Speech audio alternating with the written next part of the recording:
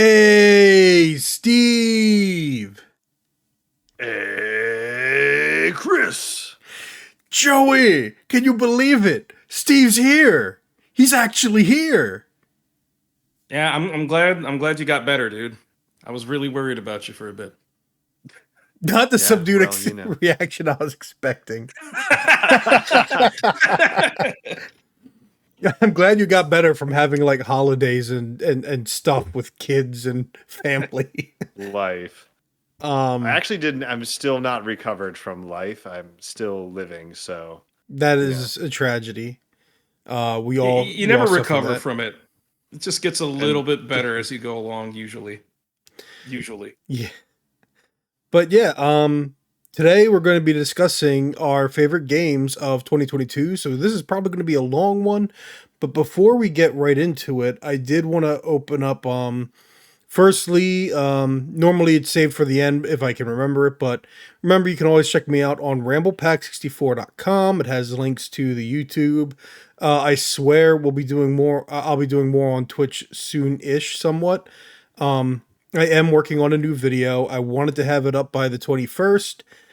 Don't think that will be a possibility considering this one's going to be huge, but I'm going to try and have something at least up. But yeah, so ramblepack64.com, youtube.com/ramblepack64. And now you can search for Ramblepack64 on Odyssey, Odyssee. It is an alternative video platform. Fortunately, it doesn't put politics up front and center. The downside that I didn't find out until after I joined is that it is kind of based, like built on a basis of blockchain and other crap like that. But fortunately, it seems like that you could just avoid engaging with any of that. So, wait. So, Chris, will all of your videos be NFTs now? I'm pretty sure not. But thank you for introducing that horrible concept to me. I mean, we are going to talk about Square Enix, so it's only fitting. It is inevitable. But yeah, and with all that said, I also wanted to talk about there's firstly comments on the website that happened to some of these posts. One of them is by Lino. Lino is a pretty cool guy. So wanted Hi, to Lino. read. He did watch our last episode. That was you and me, Joey. He was glad to hear us talk about the 2023 and everything. I'm trying to remember. I thought he had something. Oh, he wanted to know more about Extra Life, and I actually didn't get to respond about it. Extra Life is a charity event. It's a widespread one. It's like not one that everyone goes to at the same time, but you can kind of stream for 24 hours straight. All proceeds go to children's hospitals in the US. Lino, I do know you are in Europe, so I think you can donate, but I don't know the very specifics about it. But yeah, always thanks for listening. Thanks for checking out the blog too. And thanks for commenting. And then there was a Volvagia, whose name is familiar and yet I can't quite place it. They said Zelda Boss. They said trying again on current prediction for 2022. I don't know if this is him trying to or they trying to predict my favorites or our favorites collectively. But I just thought it was very interesting because their prediction, because if it was like, because they even include things that they haven't played yet.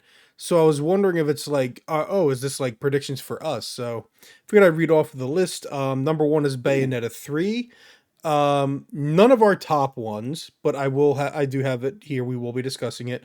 Caribbean: The Forgotten Land. We will also be discussing that. Lost Judgment: The Kaito Files.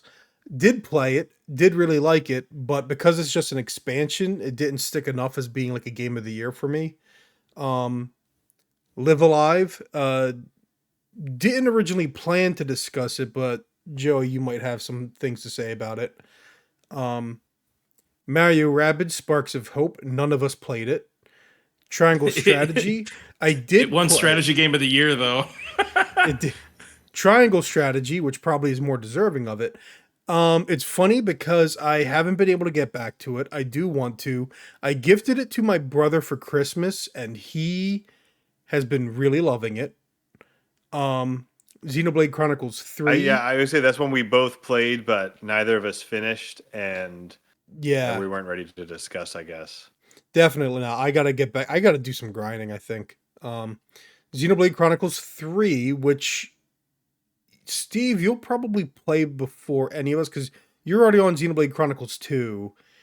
I haven't even started Xenoblade Chronicles 2, and I'm in a JRPG backlog, and I swore to myself I'm not buying any new ones until I beat a bunch in my backlog. So, And dude, I'm like 3 hours into the Xenoblade 1 remaster.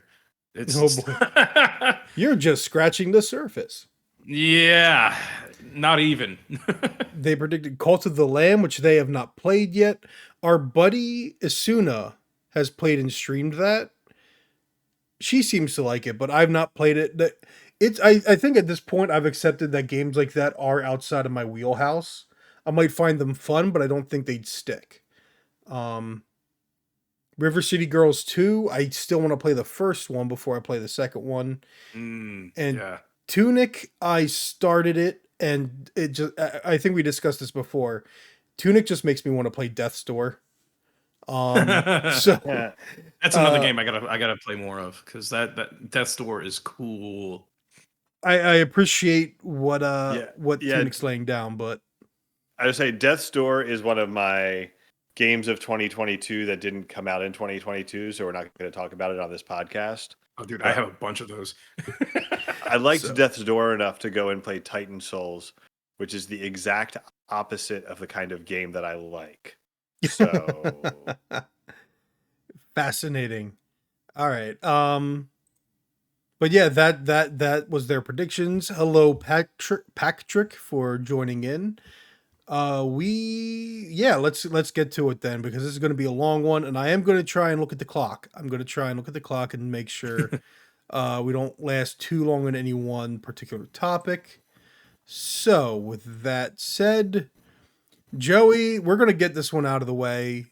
Yeah. Elden Ring, there's no point Yep. saving it. There's no point because everybody expects it at this point. It has been discussed throughout all of 2022. We've discussed it a bunch. I've written about it a bunch. In fact, that's I'm gonna go take a nap. Subconsciously, one of the reasons I wanted to take this screenshot of Caelid. I was like, I'm going to grab a screenshot for Elden Ring that's going to show its big open world and everything. You know what? Look at that crow, like giant monster crow, look in your direction. The thing is, it looks smaller than it actually is. Yeah, that's dude. I hate the crows. I mean, we had that encounter recently when we were playing multiplayer a couple Yep. weeks ago. Yep. Them crows, man, So- they're vicious. They're nasty, but that's the thing. Like, I'm going to be honest. I'm not, and also Nolan. Hey, how's it going? Unfortunately, Stray is not appearing in this podcast. So that's all. Oh, wow. That's Steve's fault. That's Steve's fault. Blame him. He decided. You'll see his runners up. He decided they were all more deserving of it than Stray. Nope. I love Stray. I don't know why it's not on my list. But you know what is on the list? We'll get to that. But no, like, I mean, yeah, I mean, is there anything left unsaid that you would say about Elden Ring? I honestly, at this point, I don't know. I think all I can really say, and this is essentially just to avoid the Metroid Dread situation from last year. Oh boy. Where, I'm glad we're talking about this now because Metroid Dread last year, if you guys don't recall, we like the last 20 minutes of the show was just Chris and I just gushing. That's right. And poor but- Steve. Yeah. So, like, Metroid, I dread ever having to play that again. that's okay. Dude. I'll do an extra playthrough just for you. Dude, no, I'm going, one of these days, I'm going to go over his house and I'm going to make him and his boys, not his wife, she can just do whatever she wants. She can go get a spa that day, but I'm going to make him and the boys sit down. Oh, And she's be like, oh, this looks cool. I want to play. I'm going to be like, all right, I'm going to teach you guys how to get good at video games, and I'm going to play the entire game on hard mode, and they're going to watch real skill because I can do that. I can do that. I played that game so many times and it's so great. But I love how before we do another before we 20 gush minutes about Metroid Dread again. No, I mean, actually, I will say though, I mean, the Elden Ring, the more time passes, even going back and playing, yeah, even playing it like co-op with you and everything, still fun. Actually, co-op is frustrating because of the nature of PvP in this one. It's it's as easy, if not easier, to start a PvP game as it is in Bloodborne, right? Co-op game as it is in Bloodborne. But the PvP showing up is, especially because so many tryhards right now, it's like it really interrupts things. It's really frustrating. And this is a game that I feel like everyone's finding meta builds, and I like to find my build. And I suck at experimenting in this game. It's so huge, and I'm going to be honest, I think it's too big still. I think it's got a lot of great, and yeah, it's they did a lot with covering so much territory and everything, but this is a game that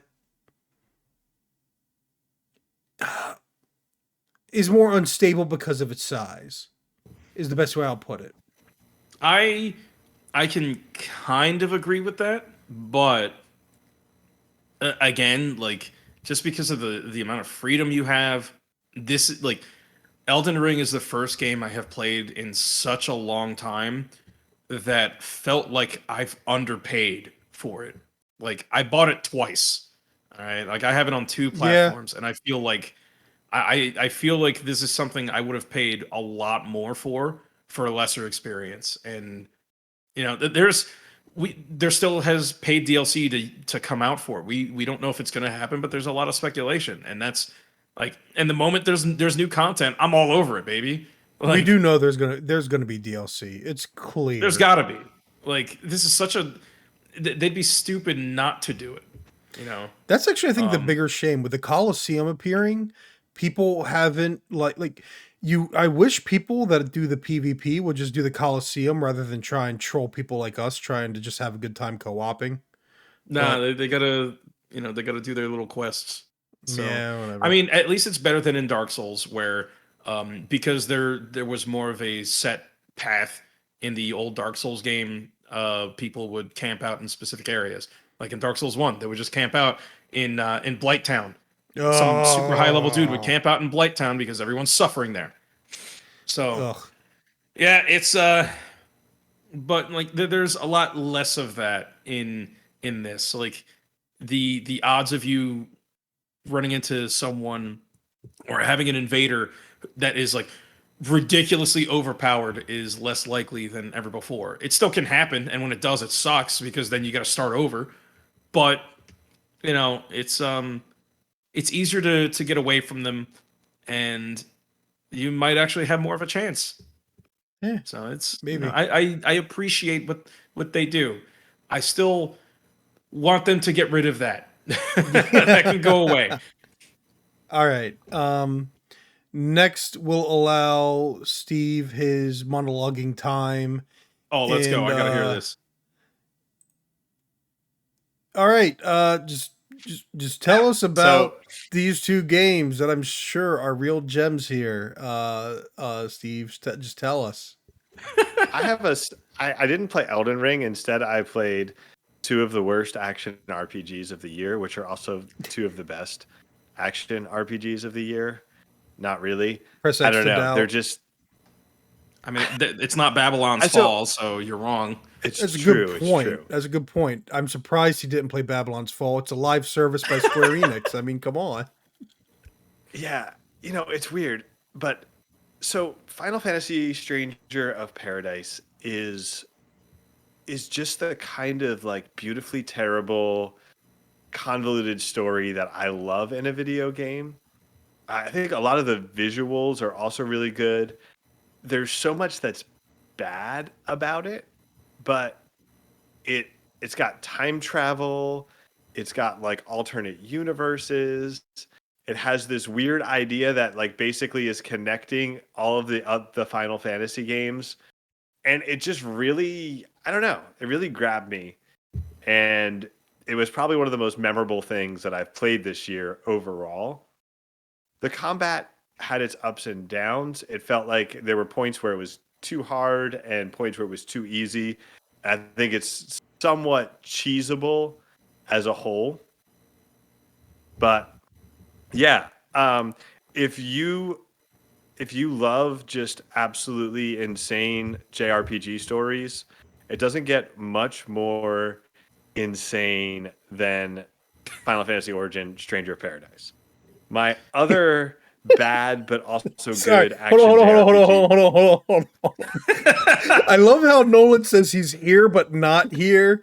And all caps, all caps. This is now Dunk on Steve Hour. Strangers of Paradise over Stray.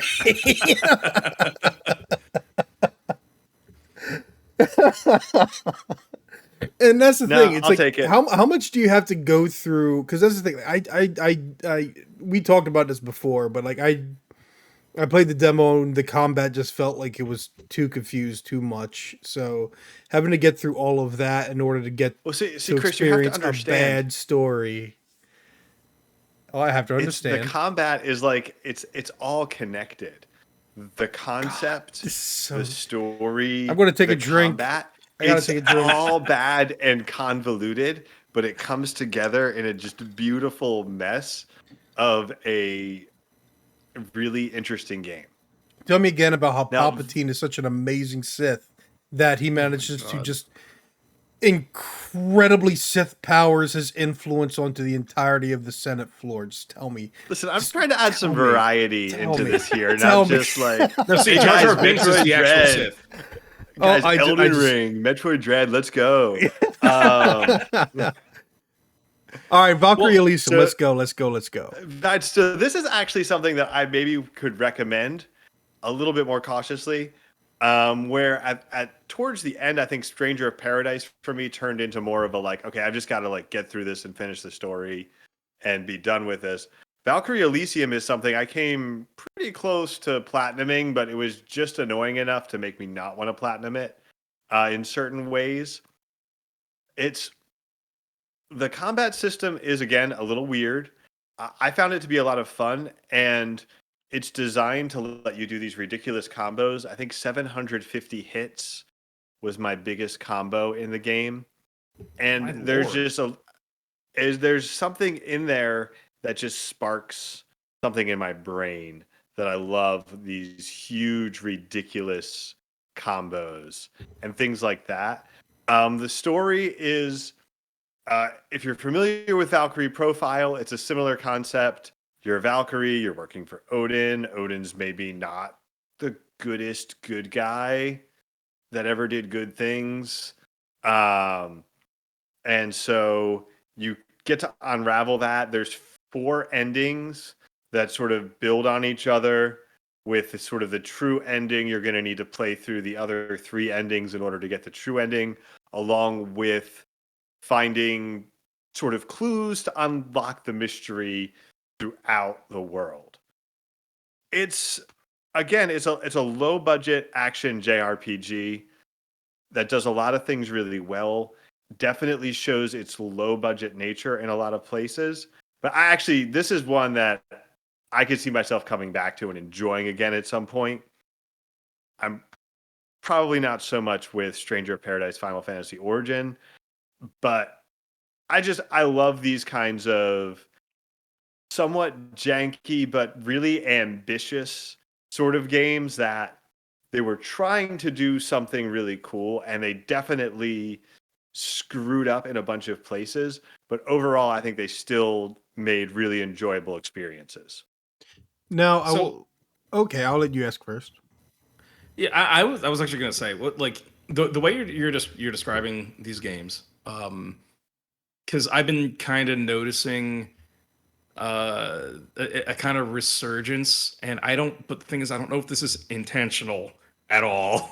But this reminds me of like the more experimental PS2 era where there were Yes, these that's exactly what it is. where like you have these games that like they like their ideas are like, dude, this is gonna be so cool, but they either are bogged down by the tech, which was at the time a big deal, or they just end up trying to do too much and they end up tripping over their own feet, and you get Kingdom Hearts. Yeah. No, I think that's actually a lot of it for me is that nostalgia to the PS2 era of games where there were just a lot of crazy ideas and it was like you could go into GameStop and there were 20 JRPGs you'd never heard of on the shelf. Have you? Yeah. And you Let could me just ask you. grab The bouncer. one that was right, the bouncer. Dude, I love the bouncer. But I never played it, but I only know one person who had it. again, it's a dumb JRPG that's kind of bad, but also kind of good. I guess I find these really flawed, ambitious games. I find it easy to love that sort of game, and so that's why I wanted to have Final Fantasy Origin and Valkyrie Profile or Valkyrie Elysium on my list, is because of these sort of flawed, ambitious games that try to do a lot and come up short, but I still love them. Now, firstly, if it weren't for the JRPG qualifier, I'd be like, have you ever tried Gungrave Gore? Because speaking of PS2 games made in a modern age. I only played one level of that game, and I was like, "Yo, this is awesome!" And then I put it down for like a month.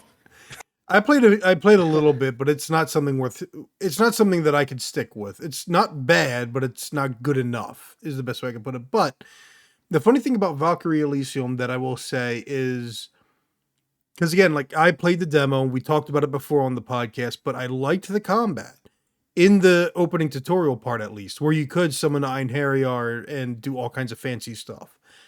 And then the first level takes all that away, and it's just very comparatively bland. Yeah, it builds it back up pretty quickly.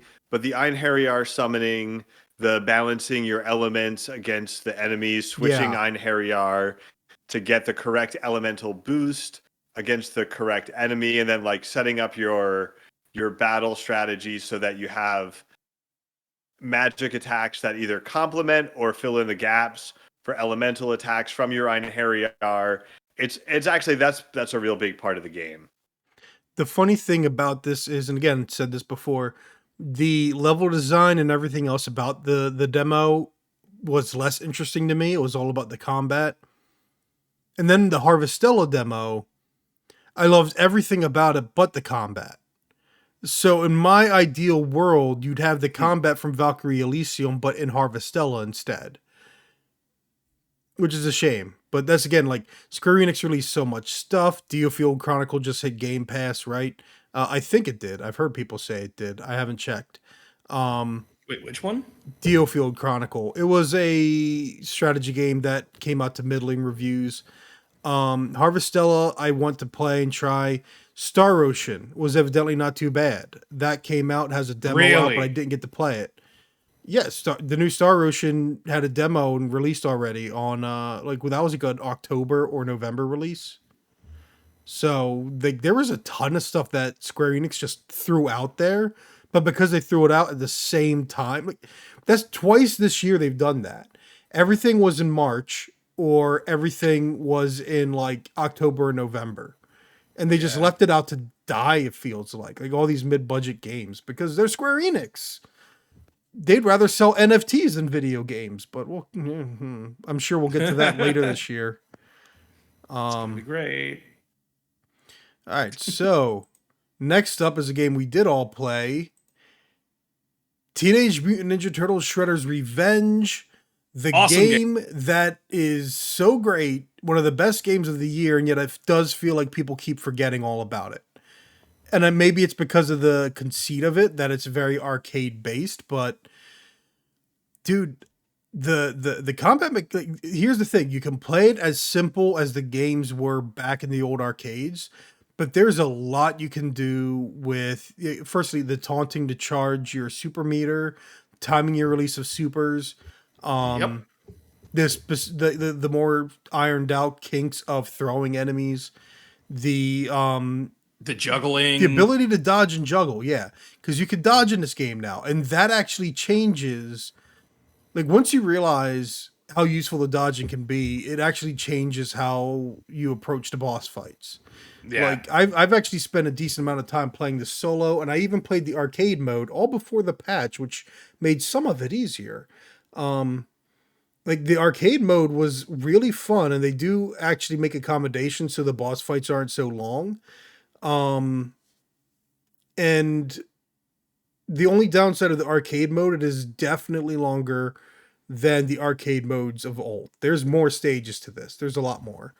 Oh yeah, So I think this is a total what 20 almost. it's a decent amount. It's Yeah. definitely going to take you longer to go through on arcade. But no, it's just such a good time, and it plays so well. And then again, for Extra Life, we had how many people playing at once? We played It's and we played the game twice too. Like yeah. This is it was one of the earlier games that we started with, and we ended on it because it was like it's so much fun to just pick up and play, and you can get up to 6 people on it. Like it is a crowd pleaser. Yep, this is one of those games that because it's, not huge, it's not big AAA, huge budget, high fidelity graphics. I feel like it's going to easily get overlooked in a lot of ways, but from the music to the mechanics and gameplay to the look of it, like everything about it is just dripping with personality and polish, and it just feels so good to play. This is easily one of the best games that came out in 2022, but it is so overshadowed, it's a real shame. Yeah, it really is. But like I really I really hope it remains accessible because like it's on Game Pass on both Xbox and PC. It's Yep. on every other console out there and it's cheap. It's like $25. And that is way worth the money, especially if you're having people around. It is the perfect have a few drinks with your friends, crank up the volume and just go nuts for Yeah, for like an hour and a half. that's one of the things I really appreciated. It is there has been somewhat of a dearth of great couch co-op games, and sometimes I will just go back and play, the old Teenage Mutant Ninja Turtles games, and this takes those same arcade elements, but it refines them with, like you said, the dodge elements. It adds modern action game refinements to a classic arcade game base, and it just really is incredibly fun and engaging to play. And I really loved it, and it's something that I could play with. I played with my 3 sons, ages 6 to 11, and so something that's ages 6 to late 30s could all enjoy together, and that's something that's rare, and just was a really really cool experience playing through it earlier this year. Yeah. Yeah. It's a great game. I urge you, anyone listening, you like if you haven't played this, you gotta. It's so much fun. And like you can play online as well too. So it's not just a couch co-op game, even though like couch co-op is honestly like it's gonna take you back. It's gonna really hit Yeah. those nostalgic strings perfectly. Well, heck, actually, another thing, because some of the stuff me and my brother talk about, it's like, what is the next generation that isn't used to growing up and playing games on the couch with friends because everything's online? Like, imagine this game actually uniting friends of a younger age, be they like grade school or high school, even or college. Like being able to sit down on the couch and play this and discover something like, oh wait, playing video games when the person's right next to you is like this totally different experience. Just And I also want to call out here something from my like sub list that's not going to get into the main podcast. Tiny Tina's Wonderland, one of the only shooters. there is no sneaking in. No, it's one of the only shooters that I'm aware of in recent memory that allows for 4-player split screen campaign co-op. There's not a lot of shooters that allow that ever in history, but in 2022, that was something else that is just pretty cool. That it's not totally dead, but we basically got Ninja Turtles and fake RPG inside of the Borderlands universe. I guess the Quake remasters can count in that. They can do that too, yeah. But Oh, they're of yeah. course a retro Yeah. game, so it's a little different. It's like because Right. it's not something people are doing that's new, kind of a thing. But you can still do it though, at least with Yep. Quake. So, which is kind of nice. To kind of replicate the old LAN parties of yesteryear. If only Except on Quake one screen. weren't unreasonably difficult at points. Yeah. Like so when we were playing, at least. Yeah, that was kind of ridiculous. All right. Now it's my turn to monologue. I can speak correctly. So, these are actually my two. These might be my two favorite games this year. One of which I played the very last week of December. The other one that I played and already proselytized a lot. Since I haven't really discussed it before, Evil West. I wasn't actually sure about this game. I figured it would be a nice distraction, but it's not a game I expected to be as enjoyable as it was. And again, we're speaking of like old style games made today, but people discuss this being a like a 2007 kind of a game made today, and conceptually yes, but if this were made in 2007, it would have been a cover-based shooter or a first-person shooter, and it would not have been as polished. It would have been a lot more janky and would have been a lot more cringeworthy. Instead, this is a really crazy go nuts action game where it's almost like you could argue it's potentially too much. Oh, too much, huh? It's well, for me, that's the thing. It's like I was losing track of some of the abilities I could pull off in combat because there's so much you can do. Like every button does a different thing, and that can be really overwhelming to an extent, but at the same time, it meant that you were never short of options. Like you have three like several different guns you can use. Um like pistol you can pull out at any time and kind of help juggle or bring down some health. You have the shotgun, which has a cooldown but has like this huge heavy damage dealing element to it. You've got the rifle and the crossbow, both of which are long range and have different positives to them. You have a flamethrower, and these are just the ranged weapons. Then you have melee options, and it's kind of crazy to go through all of them. And some of it is like, okay, do you just punch the enemy? Do you uppercut them? If you uppercut them, do you then like grab them and snatch them down and slam them into the ground? Or do you basically spike them into the air and then spike them into another enemy, or off the ledge of a cliff, or into an explosive barrel? Like there's all kinds of things you can do in this game that it doesn't feel, and again, like the enemies themselves are incredibly varied. Like you always have your fodder, but the big tough enemies and the way they start throwing them at you help keep you on your feet, on your toes. And like on the whole, I was actually really surprised. Like I was at points where I was like, it feels like this is the point where this should be getting old by now, but it wasn't. And when I've had enough experience with games where I know where most games get old, tiresome, tedious, and yet instead I want to keep playing this one. And even now I kind of want to go back and play more. It's definitely an easy to recommend game for people that are action game fans. Like the person that I recommended it to most actually was our buddy Zach, because he's the kind of guy that I feel like a game like this, he'll fall right into it. I think he'll actually have a good time with it. He'll maybe he'll maybe have some complaints here and there about certain things, but on the whole, he's gonna really. I think he's the one most likely to really like this, like I do. Um, anyone else? That's a question. The story, I mean, it exists. It's better executed than it would have been in 2007. At the same time, it's no Sony game. It's no Naughty Dog.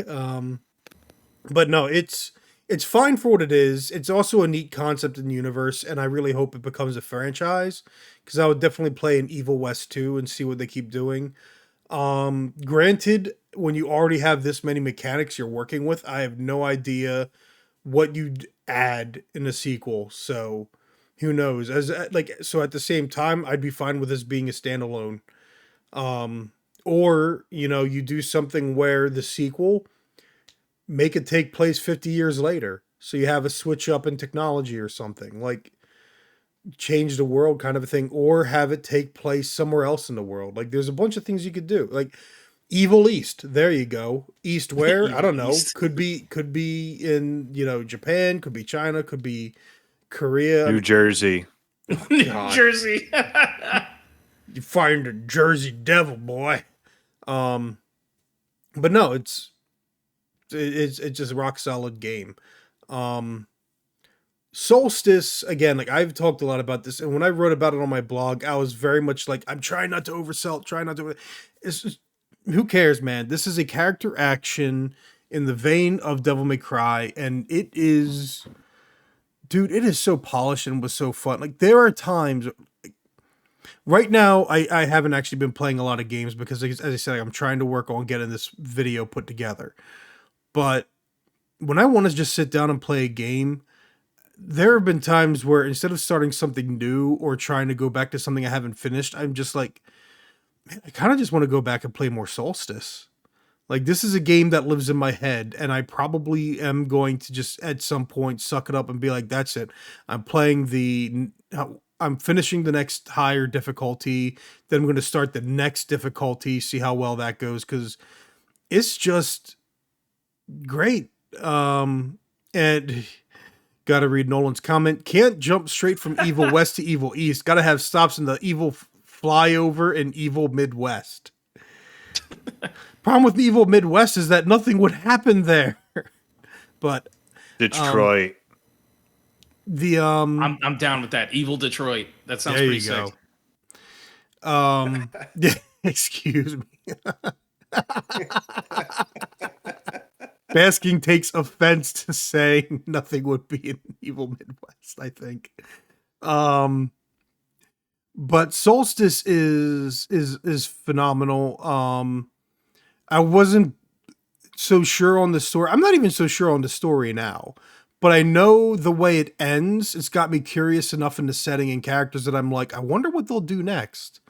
This is just, again, like if you like Devil May Cry, then this is a Devil May Cry game, only instead of like intense, like crazy to memorize combos, you have the juggling between blue and red energy fields to make sure you don't burst and blow up or like overcharge, while also having to constantly juggle them for enemies that are color coded, but in a smart way, not in DMC Devil May Cry by Ninja Theory way. Just about to say. No, it's definitely handled better than that. It's such a smart system by I was going to say rookie developer, but this is actually not their first game. I actually did go and buy their prior game on Steam just to give it a try. No, this is an Italian developer, so part of me's got to represent because I'm Italian American, but Italian. But no, this is like, yeah, this is definitely the game that I would recommend to you two guys to give it a try, since I know you've got a history of playing games like Devil May Cry, and I know Steve's got it. Eventually, I've been he'll be eyeballing playing it. And it was only $40, so it's one of the cheaper games that has more polish than some of the AAA games released. It's got more polish than Pokemon, I can tell you that much. But I mean, that goes without saying. Pokemon hasn't been good since. Anyway. I'll just leave that silence there. Yep. But all right. Speaking of things that haven't been good since, next Let's go. next is your guys' turn to monologue and maybe me interject a little bit. Sonic Frontiers. Tell me about it, guys, because this is your picks. Well, this game had no business being as good as it was. Like, let's start there. Like, Hold on. By the way, Nolan, you have to realize that Steve picked Sonic Frontiers over Stray. hey, I did too, but I didn't play Stray. So, yeah. I'm sorry. I'm gonna. Joey's talking about Sonic Frontiers. I'm gonna talk about it Stray, but pretend I'm talking about Sonic Frontiers. So here's my thing about this. Like, and Steve, I definitely want to hear your opinion on this, because what I find interesting about Sonic Frontiers is that, like, there's, like, if you take each aspect of this game and have it on its own and, like, in a vacuum, there's a lot of things about this game that aren't, like, good or really well executed, but like, you put everything together, the sum of its parts is actually something that is quite enjoyable. I'm not exactly sure how they pull it off, but they did. Like, there was a story that had some actual character development. They made Amy Rose a character that you can like, That's which probably is the most impressive part of this game, is making Amy Rose a character that you can like. yeah. Like, when she was the first character that you run into, I was like, oh boy, here we go. We're just getting the garbage out of the way. But no, she wasn't this annoying, just, like, obsessed with Sonic, just hopelessly in love with Sonic, pathetic character that we've known her to be. She actually has, like, goals and aspirations, and like, learns a valuable lesson at the end of it, and changes Sonic's mind. And there was an actual, like, friendship that you could really that actually seemed tangible. I like that they dropped Amy as the, obsessed fangirl angle. Thank They God. also kind of dropped, like, dumb Knuckles, which they've gone back and forth on to some degree. I think that's been more in other media than in the games, Yeah. but they didn't really play into that as well. Tails, I felt like, was still a little bit too much of, like, helpless Tails, which I'm more of a fan of, like, Sonic Adventure 2 Tails. Or Sonic Adventure, Sonic Where he Adventure 2 stopped a Tails. bomb Like, from going off. yeah. Like, because he definitely still is, like, I mean, his whole story arc was like, oh, I don't want to have to rely on you so much. I'm an adult now, Sonic. Respect me. And that did kind of happen. Like, Yeah. kind Yeah, it was of. all right. I mean, it was definitely, I think overall the stories were solid. Yeah. I liked the Sage character more than I expected to. Yeah. And in fact, I want to play through the game again, because there's a lot of story that I missed because I don't like fishing in video games usually. And there's a lot of story that you can actually uncover regarding Eggman and wow, I forgot. Sage, Sage, regarding yeah. Eggman and Shade Yeah. that you wouldn't get otherwise. Well, there's your And it answer, makes- Pack Trick. There is a fishing minigame. Yep, and it Yes, has with Big the Cat. The cat. Yep. Yes. Oh my In fact, it's goodness!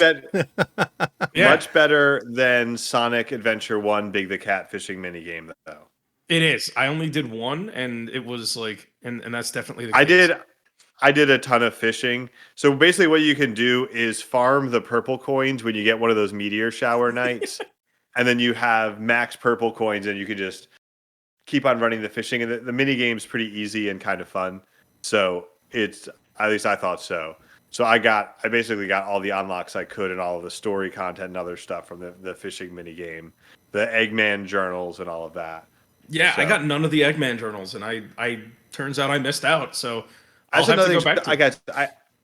I hate fishing mini games, and I pretty much maxed out every fishing spot, all of the rewards you could get from each spot in this game, which is highly unusual.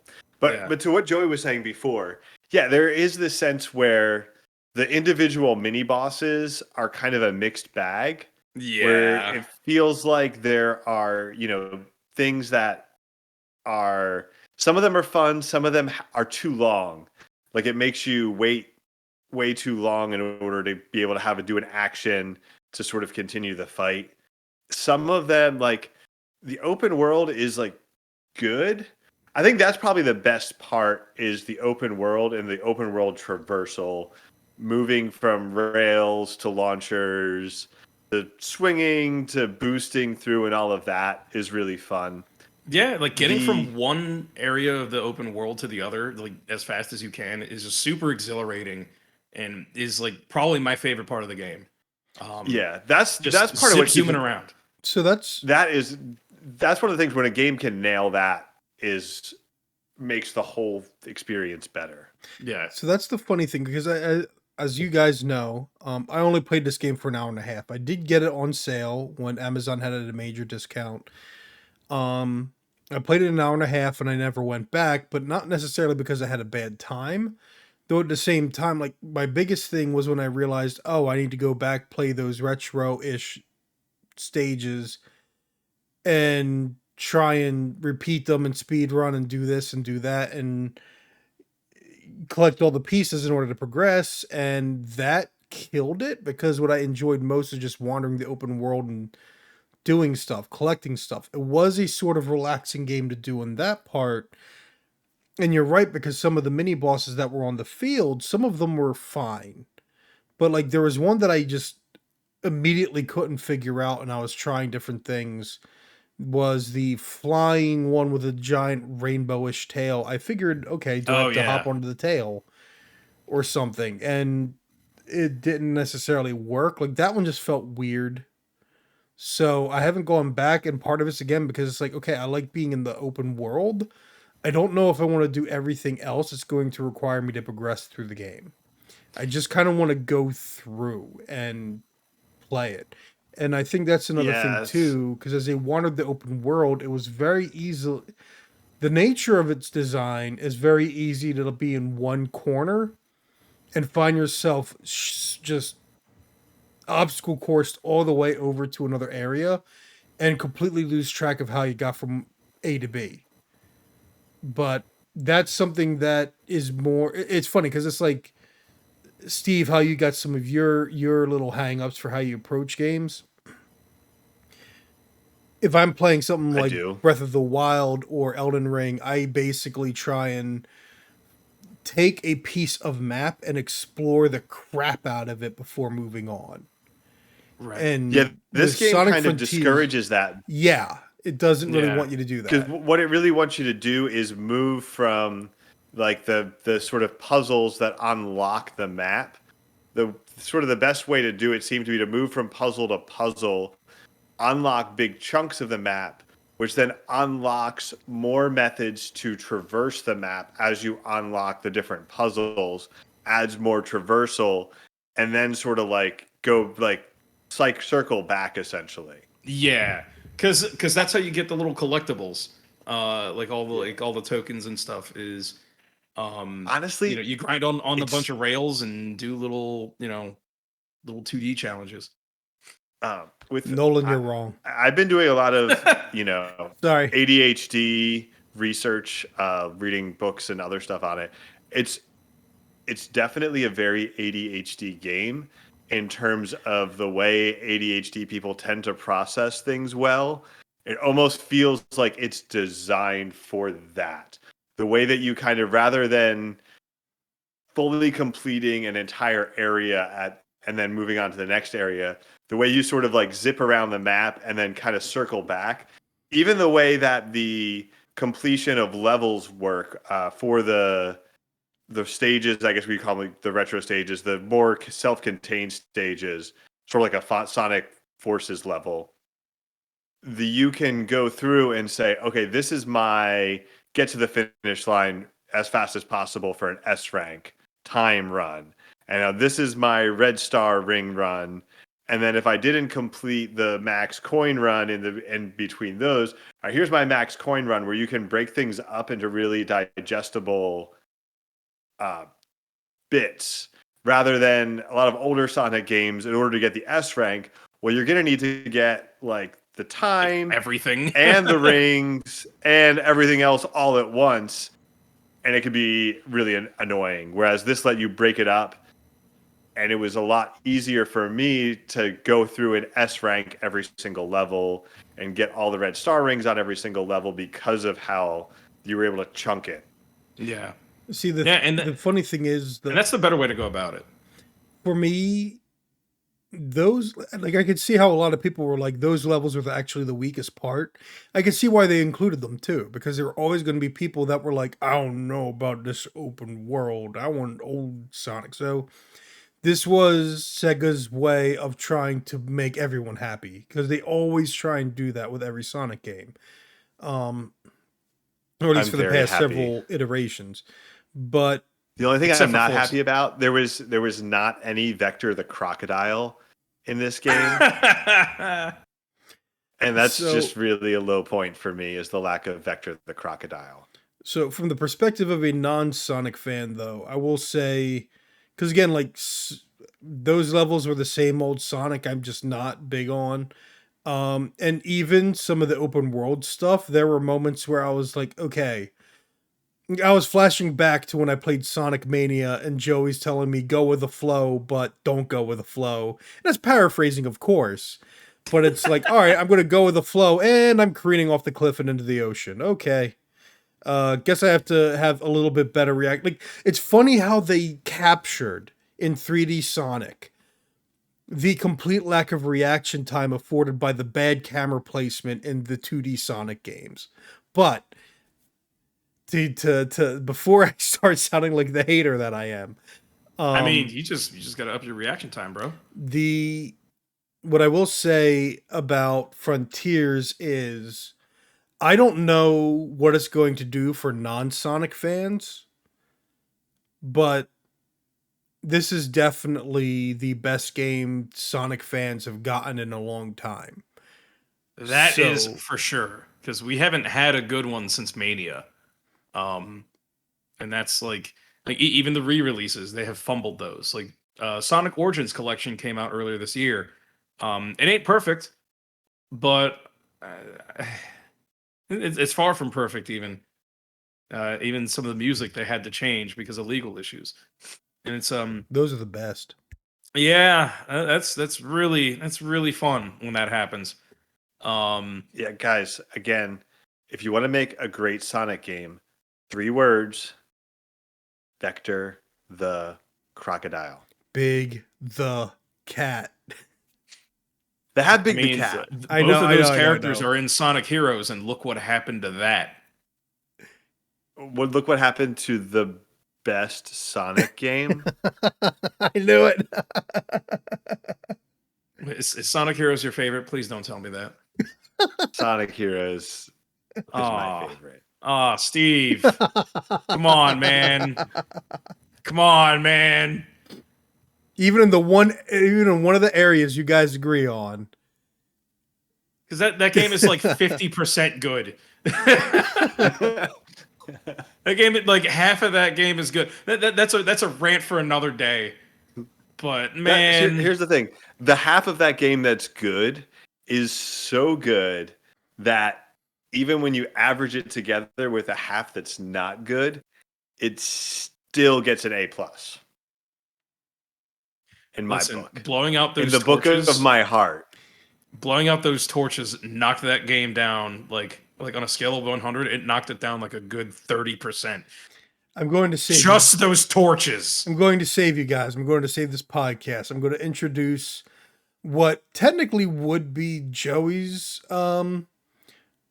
monologue moment, because I did not have these games on my favorites list. Well, I didn't have 2 of them on my favorites list. Well, I technically didn't have all 3. But okay, Nintendo time. 3 of the biggest releases Nap on time. the Switch. Just keep confirming your bad taste, Steve.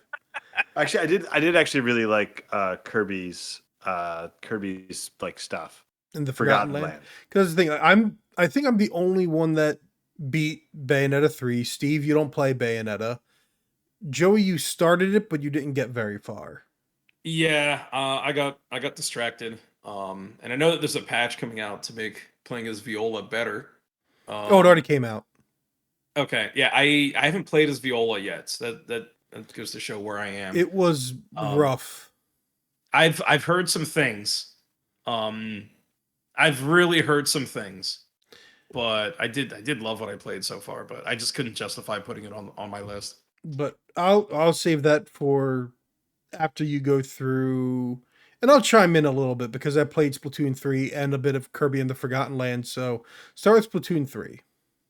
All right, so Splatoon 3, campaign, forget it. Like it's it's if you played a Splatoon campaign previously, you've played this one. Um, but man, the multiplayer has been refined, and it's way quicker to jump in to multiplayer games. Um, I adore the weapons. I love just walking around the city and seeing what people have drawn. Splatoon's back, baby, and it's like it hasn't felt better. I really really love this game, and I really wanted to play some of the Splatfest this past weekend, but I got, like with everything, I got distracted. Yeah, yeah, same But thing happened to me. but I was able to convince Jen to get this game. We played some Splatoon 3 together, and definitely got to play more because it's just too much fun. Um, and like all the outfits that you can get, like the shop is still fun. And Splatfest is just a really really fun celebration that you see like slowly build up as it gets closer to the date. It's as hype as ever. Um, and I like I can't really recommend it enough. Y'all should check it out if you got a Switch. It's kind of a must have. We do need to figure something out to play that more often because even Basking here, he played the Splatfest. He was on Team Sweet. He and I his would have been family play. spicy. Like you, yeah, I would have been sweet as well. But no, it's the multiplayer made a lot of good adjustments. Yeah. I do have some mixed feelings on some of the supers. They definitely feel like they're trying to do more, and at the same time, oh, you know what? I Also haven't. feels like they're trying too hard to balance them too, because some are clearly way more effective than others. Yeah, like the soda power is not very useful. Like I get what they're trying to do, but it's actually not very useful. Yeah. So some of them are definitely like really powerful, and then others you're gonna start seeing some of them just not get phased out, but no one's going to be using them. Yeah. They're going to find variants of the weapons with the better supers and everything. Um, but no, they made a lot of good improvements to lobbying, like lobby systems. They made a lot of good improvements to just generally how it plays. It is really the multiplayer, as you said, is an improvement in every way over Splatoon 1 and 2. The single player is very disappointing because I'd love to see what they can do with this that's more than just we're going to do our just obstacle courses. Just obstacle courses over and over again Yeah. and as many configurations as we can put together. It's like I didn't finish the Octo Rails or whatever, Octo expansion for a reason. Um Dude, Octo expansion in Splatoon 2 was rough. the only thing I I I wish really didn't like it. the only thing I wish is that you could with your team do maybe more stuff during a Splatfest because that's the thing, they always show the city as like a party, but you can't do anything with your friends, right? Like I think about Destiny's Tower and the random dance parties that happen between complete strangers. So if it had some of that going on, I would actually be really happy. But again, they're building towards that. Like we have the improvement in the lobby system. Um Yeah, I and think that'll come with the next set of hardware. Like Steve, the Splatoon 4 will probably be a major improvement on that front. Steve, I would hope. you are a terrible father for the fact that none of your children play this and that you do not play this with them because this is like obvious. Like, I want to get my kids into a competitive shooter, so why not start with Nintendo's really creative take on it? No, man, you got to do Overwatch and Fortnite, man. See, okay, I'm gonna try and hold off now. I gotta try and hold off because No, no, I no. I listen. Listen. I like the idea of Splatoon as well. The only reason they play Fortnite is because they are elementary schoolers, and everyone that they go to school with plays Fortnite. So So if they send want them to to get a on better and talk to their school. Duh. friends after their school, they play Fortnite and do that with their friends. Clearly, you Um, need to be telling them it's like you are not allowed to, interact with that Fortnite boy. You are only allowed to play with and the people reason of that we higher play taste. Overwatch is because I'm like one of those dads that like doesn't let their kids read children's books. Like they have to start with J.R.R. Tolkien. It's sort of like that's like sort of Overwatch, the Splatoon there in terms of competitive multiplayer games. No, because that really oversells Overwatch, especially with Overwatch 2 being what it is.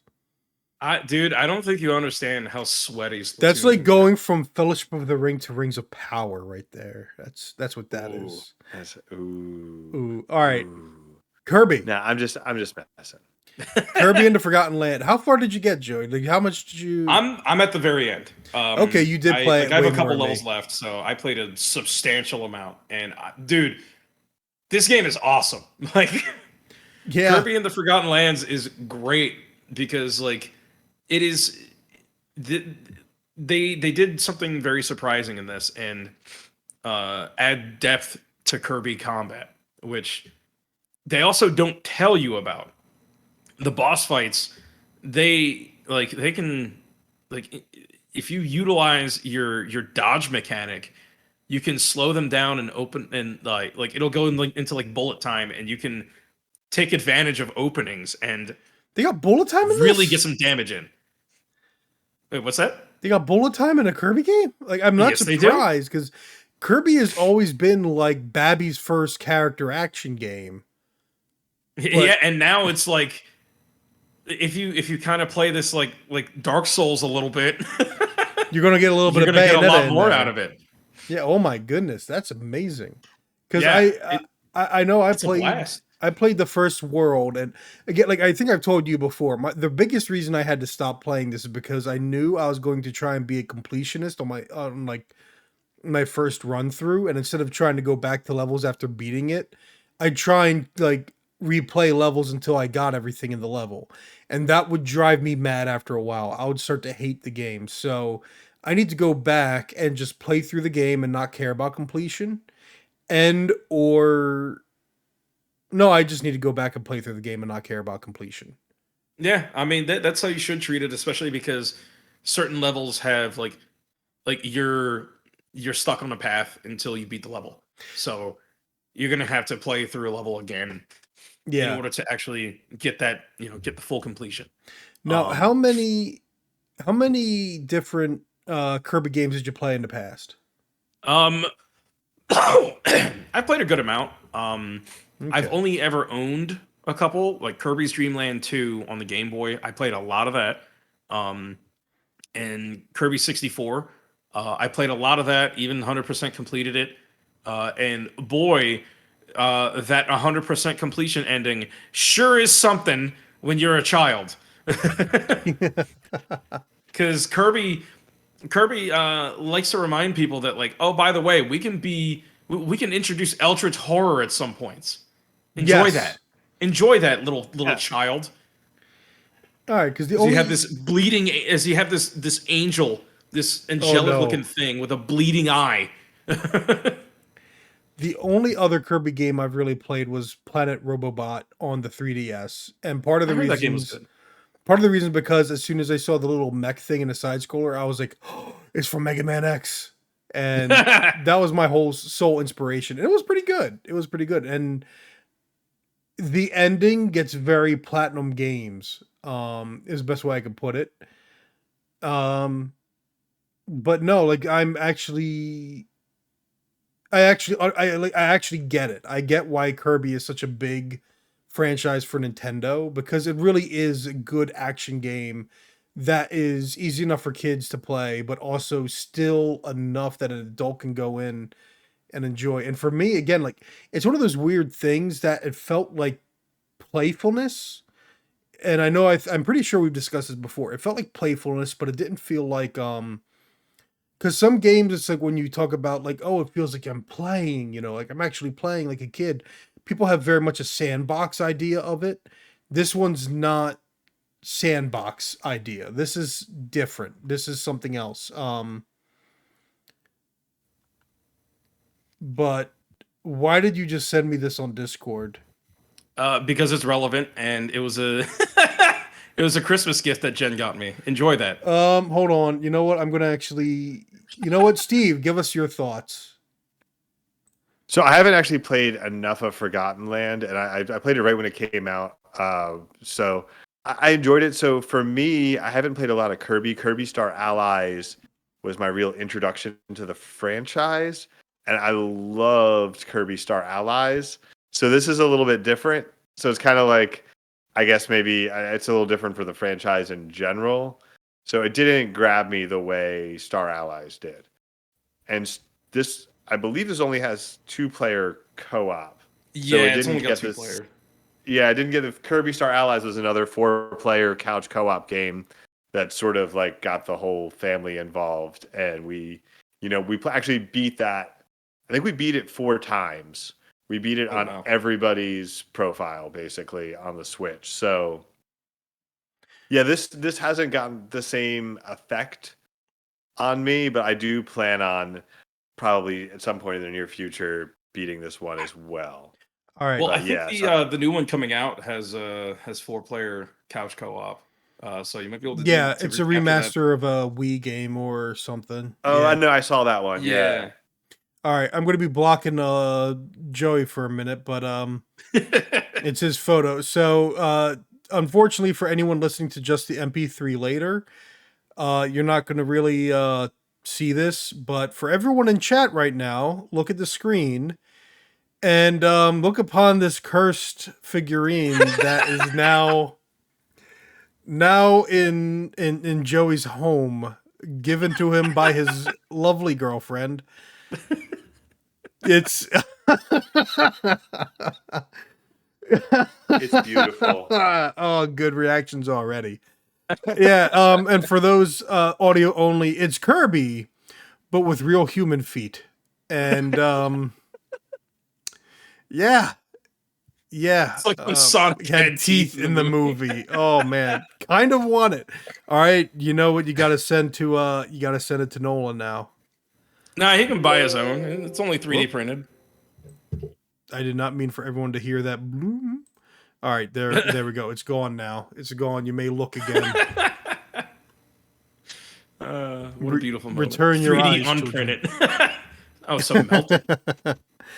All right. And I guess I'll talk a little bit. Bayonetta 3 was missing from my list of favorites and also my list of was it on my list of favorites? I didn't list it on my favorites, did I? Did I list it on all my... Because I didn't order them. Oh, no, it was at the very bottom. Good Lord, I put it beneath Scorn. I thought of it I thought of it after I thought of Scorn. Oh, that says something. But no, Bayonetta 3 was good. I liked it. But something about it was very forgettable. Like there was something weird about its structure and its pacing that feels like they were just making a bunch of stuff and the story came after. And for what feels like it's supposed to be this big gut punch of a narrative that has implications on future Bayonetta games, they kind of just, I don't know, it feels like most of the game's narrative doesn't matter and doesn't really build to that. So it's, it feels good to play. It's also probably the easiest of the 3 games. It's got a new character that I was really hoping would feel more like a Devil May Cry character, and instead feels really, really nerfed in this setting. And I don't know, like, and I think what really does hurt it is all of the tech went into the characters, and the environments look really bad. The environments are not looking very good, and part of that is the Switch, but I think part of that is just, I don't know, like I don't know what changed here. Oh, I know it changed Kaiju, which were fun, but it's the Kaiju were fun. It was a nice little addition. Yeah, but I don't know. There's something about Bayonetta 3 that this one felt underwhelming. I liked both Evil West and Solstice better, and I was expecting Solstice.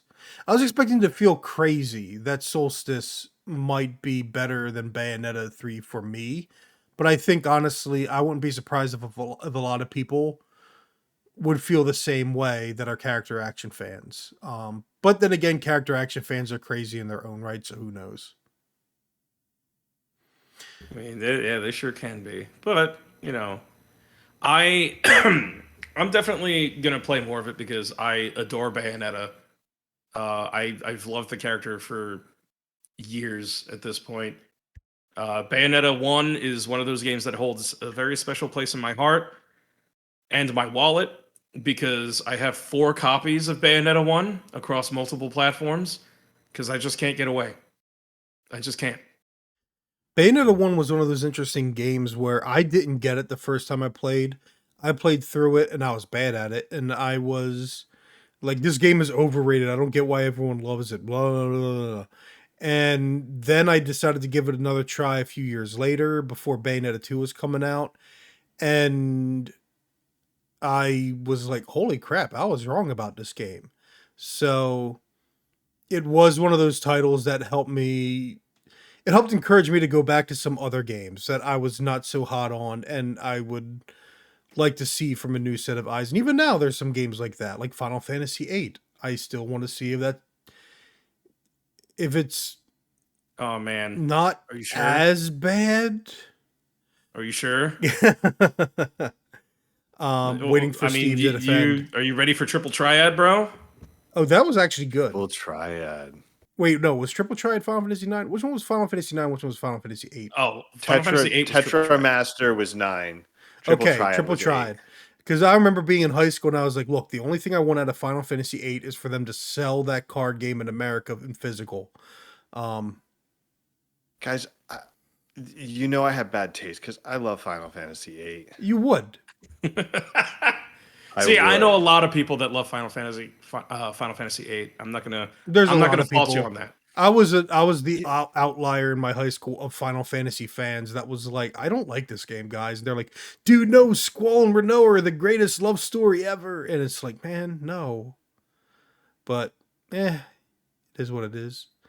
But in hindsight, it's really the only Final Fantasy game to smoke game in 2022, Steve.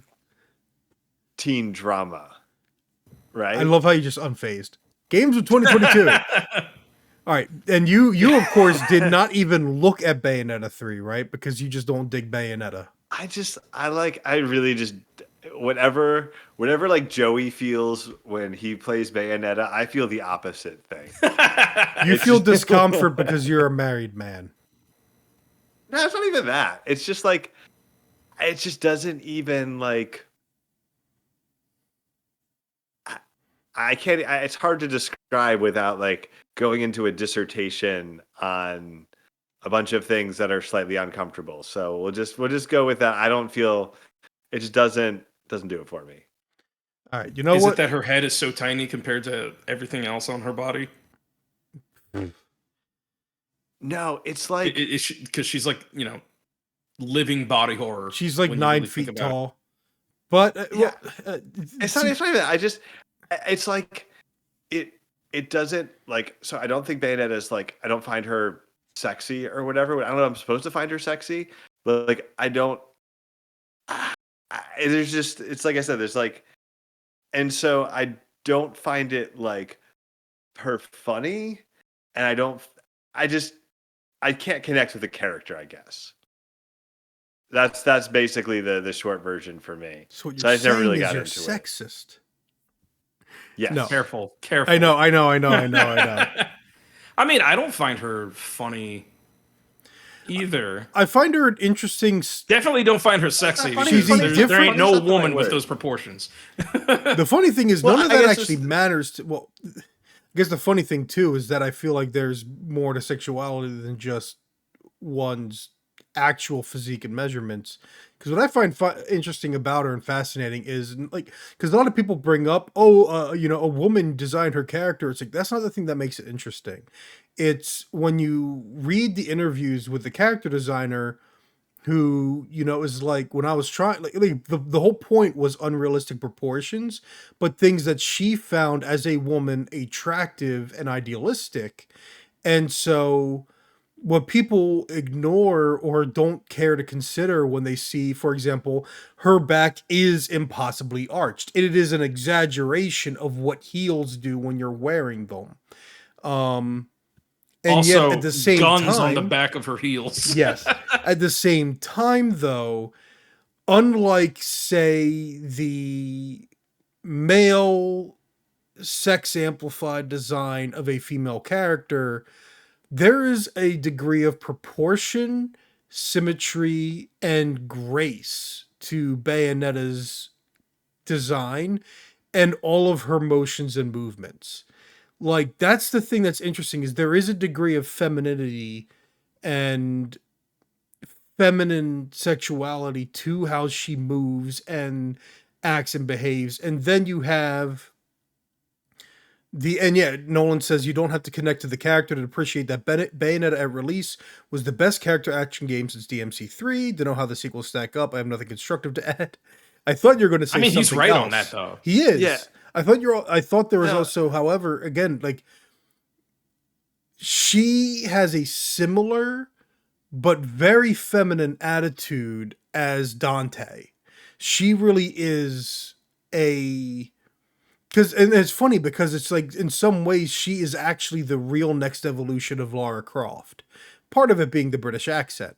Part of it being, however, she's adventurous, but while she's flirtatious, there's not just the tease, it's like she doesn't take her enemies seriously. She mocks all of them just like Dante did. It's just in a very different way. She literally said, "Let's rock, baby." There you go. Yeah, she did say that. So, but actually, I think you may have hit on something there. So, I hadn't seen the first Avatar, and I recently watched Avatar: Way of the Water, and I found myself really disengaged throughout the movie. At least he hated this one. Like, applaud for him. Applaud. He hated this one. Sorry. So, and I think Oh, my Lord. part of that was that whatever my sort of personal uncanny valley is, the Na'vi are squarely in that uncanny valley for me. So I just have a really hard time relating to them as protagonists. And I think maybe for some of the reasons that you described, Bayonetta slides a little bit into that, my sort of personal uncanny valley with those, like, the way the proportions are unrealistic or exaggerated. And so I think that might be part of why there's something about it I just don't enjoy. I can't connect with it in a way as a player character, essentially, in a third person game. That just and I'm not good at character action games either. So it's like, sure, maybe it's the best character action game ever, but like, I sucked at Devil May Cry 3 and I turned the difficulty all the way down. Because, like, I don't know. So that's maybe part of it for me, is I'm missing that, like, I don't know. Well, if it helps, so I want to point out real quick, with regards to difficulty, for Devil May Cry 5, specifically Special Edition, there's the easy automatic mode, which is like where it makes the combos happen like automatically, just does them for you. It just says straight up, "Don't use this," as a description. But anyway, I was going to say, but I can totally understand where you're coming from, because, like, for Steve's sake, I was going to say, Bayonetta 3 is for the insane people. Like, the combos and all the difficulty of it. Like, I'm sorry, but the amount of combos on display and everything, it is overly complex. It is for the crazy people. So it sure is. There is that. Again, the reason why I say it's the easiest is because I got way too many gold and silver rankings, when if I play Bayonetta 1, I'm getting tons of stone rankings on fights and levels and stuff. So Bayonetta 1 is hard. Bayonetta 1 is hard. They made them easier as time went on. But man, that final boss fight is so killer. Yeah. But anyways, to move away from Bayonetta, and I switched things around a bit because I have been talking a lot during Nintendo. So why don't you tell us about a female character you do enjoy, Mr. Steve, Mr. I played Horizon Forbidden West and Gotham Knights and Destiny 2 Witch Queen, and all of them ranked above Stray. Uh-oh. All right. So just to be clear, I didn't actually rank them above Stray. Because you I didn't love rank Stray at all. Stray transcends ranking. Well, part of the problem is Stray isn't even the same sort of experience as most of the games on these lists. And I think that may be why Which is when why I was it's making funny. my list, You were talking about variety. You were talking about adding some like variety or difference or whatever to the stream or to the discussions, and you got the like 3 of the most brosif games here. I mean, Man. I wouldn't say there's 3 of the most. Sorry, games. I am quite deep into my whiskey right now, so I am also going to be more mean than I really ought to be. So I apologize. That's okay. You could be. I really am used to people being mean to me, so it's totally fine. Oh no. Just quick breakdown on that. So every year, this is the thing about Destiny 2 right now. It is currently in the best state it has ever been. People say that every But year these days. But that's exactly the thing, because really the game keeps on getting better. Since Shadowkeep, it has done nothing but get better. Each season has, at least in terms of the content and the execution, been superior to the last. And I think the problem is it's been going too long, and it's the core players are getting bored, and at this point it's too hard for a non-core player to get into the game, I think. I know, right? Interesting. And so it's just this weird conundrum right now, because I love playing Destiny. I could like drop in right now and just play Destiny for a couple hours, no problem, anytime. But if you haven't played Destiny in 2 years, it's impossible to get into the game right now. Like, and all the people who have continued to play it have just basically, like, because it forces you to constantly play it, are getting kind of bored. So it's this really weird conundrum of this game is at its best, and it's a really incredible game. It's doing really interesting things with the seasonal model that nobody else is really doing, in terms of basically $9.99 4 times a year expansion packs that give you a new story, a new mode, new gear, all this other stuff. And it's not really about, unlike other season passes, it's not really about the battle pass element of it. It's about the new modes and story. And the battle pass is kind of like a bonus on that. So anyway, it's a really interesting game that I feel like there's going to be lots of great think pieces about it at some point, or maybe there already are, and I just don't pay attention to that stuff. But I still love it, and if you can get past the really obtuse new player or lapsed returning player experience, I think it's worth it. Horizon Forbidden West, I don't really have a lot to say about this. It's one of these weird games that, if Sonic Frontiers is more than the sum of its parts, then Horizon Forbidden West is less than the sum of its parts. I think the writing overall, the dialogue is really well done.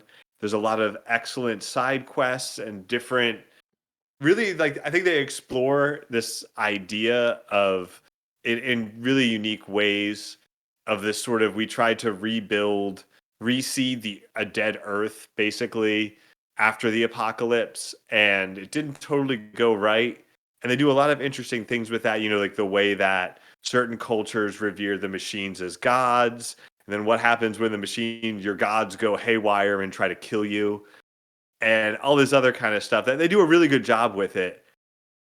And the overarching story, I think, is okay, but overall it just ends up being weaker to me than it should be, while still really having a lot of great elements, from the traversal to the combat. to, again, the dialogue, the side quests, and all of that. The one thing I'll give it, and this is Bellier News basically said this, but they're kind of right. At least Sony is better at Ubisoft open worlds than Ubisoft is. Yes. Yeah, I believe that. It is still Yeah, I think it's a unfortunate really that this game came out a week before Elden Ring. Like, that's true. it's so unfortunate. And yeah, for somebody like me who prefers a Ubi open world to a Breath of the Wild open world in concept, Horizon is probably the best execution I've seen. I haven't played all the recent Ubi games, so I can't say they're not doing better. But in If you terms play of one, you play them all. yeah, in terms of the work that went into this game, and I think the artistic merit on a lot of levels is a great game, and it really did get shafted by releasing in the same year as Elden Ring and then God of War Ragnarok. And then I'll give a quick shout out to Gotham Knights, which is another. All my games, I have good and bad things to say about them. Gotham Knights is finally giving me something that I've wanted for years, and that's a Nightwing game. I know that Batgirl, other Robin, and other dead, now not Robin anymore, Robin, are all Jason playable Todd. in the game. Red Hood, yeah. Red Hood, Jason Todd, But yeah, but to me, it's a Nightwing game, and I get to play as Nightwing, and it's pretty good as a Nightwing game. This is definitely something. It feels as if there there are multiple things in this game where there's some design by committee or some top level meddling in what the final product should have been. The core gameplay loops and designs I think are excellent. One of the things it does really well is this idea of breaking the game into nights. So your daytime is spent at the Belfry and you can have some conversations and other stuff, upgrade your gear, switch characters, but there's only one character, it's Nightwing, Dick Grayson. And then at night you go out and fight crime in the city. And part of what makes this cool is it's Gotham City becomes an open world, but it's early in the game, you don't have any major crimes to stop. You've got to go out and stop street level stuff to gather intelligence to be able to then fight more major crimes. And then as you fight the major crimes, different members of like the Gotham Watch and other, the police and other people will start approaching you to help them out. And then you'll get better rewards from this. And so it sort of escalates nicely over the course of taking like 25 to 30 nights to finish the game, somewhere in that range. And it slowly escalates the sort of open world stuff, but each night is a really easily digestible open world. There's a limited number of crimes on the map and a limited number of objectives to complete that makes it really digestible rather than dropping into a typical Ubi open world situation where you've got 1,000 icons and you've got to clear all the icons. And you don't even need to clear all of the crimes and everything each night in Gotham. But if you want to do that, each night is easily digestible to do it, or you can just move right on to the main story missions. So it's a really cool loop in this night, stop crimes, gather intelligence, to be able to then combat bigger crimes, all while unraveling a greater mystery inside of Gotham City. Like the core idea is great. The combat sucks. I don't know how. I don't know how you can have how the Batman Arkham games could exist and you could make combat this bad. How the Spider-Man games could exist and you could make combat this bad. It's the worst parts of Gotham Arkham City combat and Spider-Man combat put together with none of the good parts. That's what the combat is. And if they had managed to make a fluid combat system that felt as good as either of those games, I think this would be a really top tier game. But instead, it's a lot of great ideas hamstrung by some live service elements, a kind of crappy ish multiplayer, and, you know, just a really terrible combat system. It's a crying shame, honestly, because It really is a shame. like the combat, because I enjoy Arkham Asylum and Arkham City a lot. Arkham Knights I felt was too much. um, I thought that it was way too much, but when that game was good, it was really good. So like, I'm and but like with that in mind, it does have me looking forward to the Suicide Squad game, which Steve, I'm not sure if you've had your eye on that, but I'm definitely looking forward to that. What has me very curious about Gotham Knights is because the problem with Gotham Knights is it is clearly a project that was designed by committee. And this is what I fear. Warner Brothers Montreal, who developed this and also developed Arkham Origins, they very much feel like Warner Brothers Interactive's whipping boy, and that they just dictate what that studio is going to make. And that studio has to make what they're told. And they have to do their best making things as good as they can. But, and Steve, you and I talked about this when we went out to dinner the other day.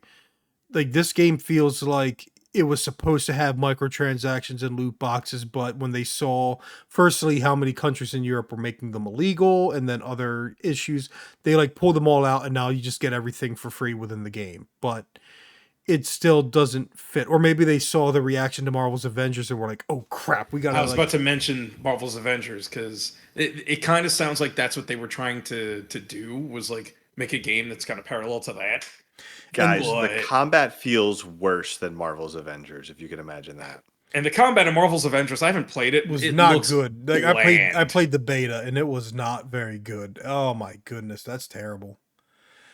So Gotham Knights feels like it. Basically, if they're able to do Gotham Knights 2, maybe they'll have a chance to do what they want to do and do something better.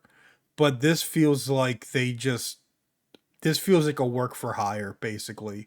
This is like, I was just talking about it this morning, right? This feels like, one of them licensed novels where they hire a writer not because of their skill, but because they can meet a deadline. That's what this feels like. It feels like one of those things, but all right.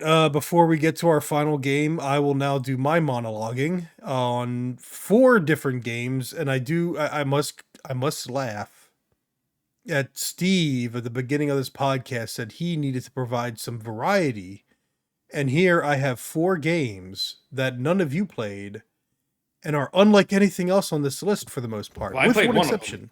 You did. Oh. Yeah. Oh, you did play Scorn. That's right. You did play and Metal Hellsinger. Okay, you did play them both. Okay. Yeah. So you might be able to add to those 2. But Ghostwire Tokyo is the one that does, for my entire list, feels out of place, and yet it has stuck with me all year. Partially because it's so not fitting, but one of the reasons why, one of the reasons why is our buddy Zach posted a video the other day in the Discord. In fact, it was just yesterday in the Discord. That's, one of those YouTube videos where it's just someone walking around a city, and this was a portion of Tokyo, Japan. And I'm looking at this video and I'm like, this looks incredibly familiar. This looks like Ghostwire Tokyo. So I checked the description and it's like, oh, this walk started in Kabukicho. I think it's Kabukicho because Kabuki is the root word. Hey, that's what Kamurocho is based off of. So Kabukicho, no, Kamurocho is based off of somewhere different. I don't remember where. I'm pretty sure it's Kabukicho. I'll have to double check. But Kabukicho. And so it's like, okay, where's Kabukicho? Kabukicho is it in Shibuya? Because there's a Shibuya Shibuya City. It's okay. Then this is where Ghostwire Tokyo was based around. And it's like, I'm watching this video, dude, they went into great lengths to make sure they got it. right down to construction sites and everything. Sorry, weird noises. Right down to construction sites and everything. Like, this was incredible. Like, just the detail they went into, and that's part of it. I really want to visit Japan because Japan is like what I want out of a city. And the shame of watching this video and playing this game is also, since I was in high school, I had an idea in my mind of the kind of place I'd want to live, the kind of neighborhood. And playing this game and watching the video, it's like, this is exactly it. This is what I've been dreaming of all my life. This is where I want to live. But regardless of any of that, like, Ghostwire Tokyo captures that, and it's also interesting ways to navigate the city. Because you can latch on to Tengu and climb to rooftops, and then you can glide from one to the next. Stuff like that I love. And then you have elements of... The combat's actually interesting, but the game is self-sabotaging in that. And I wrote twice on my blog about this. Lots of words, so I don't want to go too much into it. But the fact that it's open world and you chase icons on a map should be that, like, the reason why I hate this game. Instead, it's like the game as a whole, I'm able to play and just kind of relax and chill. And, spoiler alert, I am hoping to see it show up on Game Pass soon, because I want to make a video about this game. I want to discuss it in video form, and I don't know when I'd get around to it, but my schedule would definitely be moved around to make sure there's room for this to be talked about, because it's not a great game. It's hard to recommend to people, but if it shows up on Game Pass and you haven't played it, dude, play it.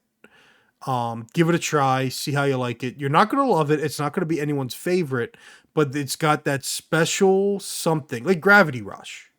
It's nowhere near as innovative as Gravity Rush, but it's got that special something that other open worlds don't have, that you're going to play the game. It's not going to be great. It's going to be okay. But at the same time, it's going to have something that makes it special. I can dig that. So I would just also recommend using a lot of the additional items they give you and not just your elemental powers for combat, even though you're going to have to use money in order to refresh them. Because that's the thing. Like, those items are what enable so much more combat, like so much more variety in combat, so many more tactical options. But then they make them a limited resource, and they don't give you a lot of good ways to recharge them. So most players, it looks like most people don't use them. It's also what Steve referred to as a minimum viable strategy. You don't have to use these things, therefore most players won't. So you got two factors that act to sabotage the game and make the combat less interesting. Next game up, AI, the Somnium Files Nirvana Initiative. Some way, like, I'm trying to figure out if this is as good or not as good as the first one. It does not surpass the first one, but it does a really good job in switching the protagonist and being a completely different, unrelated mystery. It's by Uchikoshi is his last name. His first name begins with a K, but I don't remember specifically what it is. But he's the creator of 9 Hours, 9 Persons, 9 Doors. He did Virtue's Last Reward. The whole Nonary game series. He's done a few other things, but this is definitely the best that he's done from what I've played of his games. I'm not sure. I know our buddy Sonia played it on stream, and it might be more... he might have more perverted humor than the previous game. It does lean into that. I guess to me, part of it is that I've been on the internet. I see what internet culture is, so I'm not surprised, especially anime internet culture. People be thirsty out there. So it They seems... What? Nah. It seems like right in line with like just the internet and its target audience. But in the end, he's got really good writing, he's got really good characters, and he knows how to take advantage of a visual novel so that you tie thematic narrative elements with aspects of how the game plays, runs, and is even interpreted. So the first game's got twists that really dig into their, like, combine the mechanics and the themes. This one, the narrative theme and motifs. Motifs is another one. He's got motifs out the wazoo, and you can sit there trying to figure out the different motifs. And when it all comes together, it's like, oh, and that's why I was like really much wanting Sonya to play so I could talk about it, because this game excited me when I played it. Did not make the impact of that the first one made on me, but still, it's like this is a top franchise for me, and it's definitely, if you want to understand, like, I would recommend the Phoenix Wright games before this in terms of visual novels, but that's partially because the Phoenix Wright games are a lot more tame in some of their content. But definitely, if you want to understand like what's to love in a visual novel or start getting into visual novels, this one, the AI games are up there, and this was a good one. This was a good release, and I was surprised they even made it. Um, Metal Hellsinger, really good soundtrack. I want to Oh buy. boy. I mean, the I funny really thing, need to play this. the funny It's thing fun. too.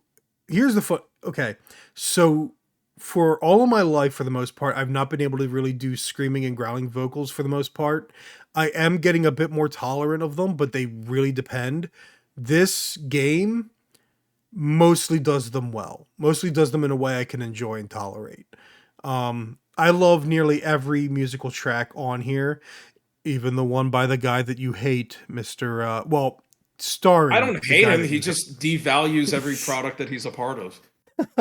hate. What's he? What band is he vocalist of? Therion or a different band? Trivium. Trivium. That's what it was.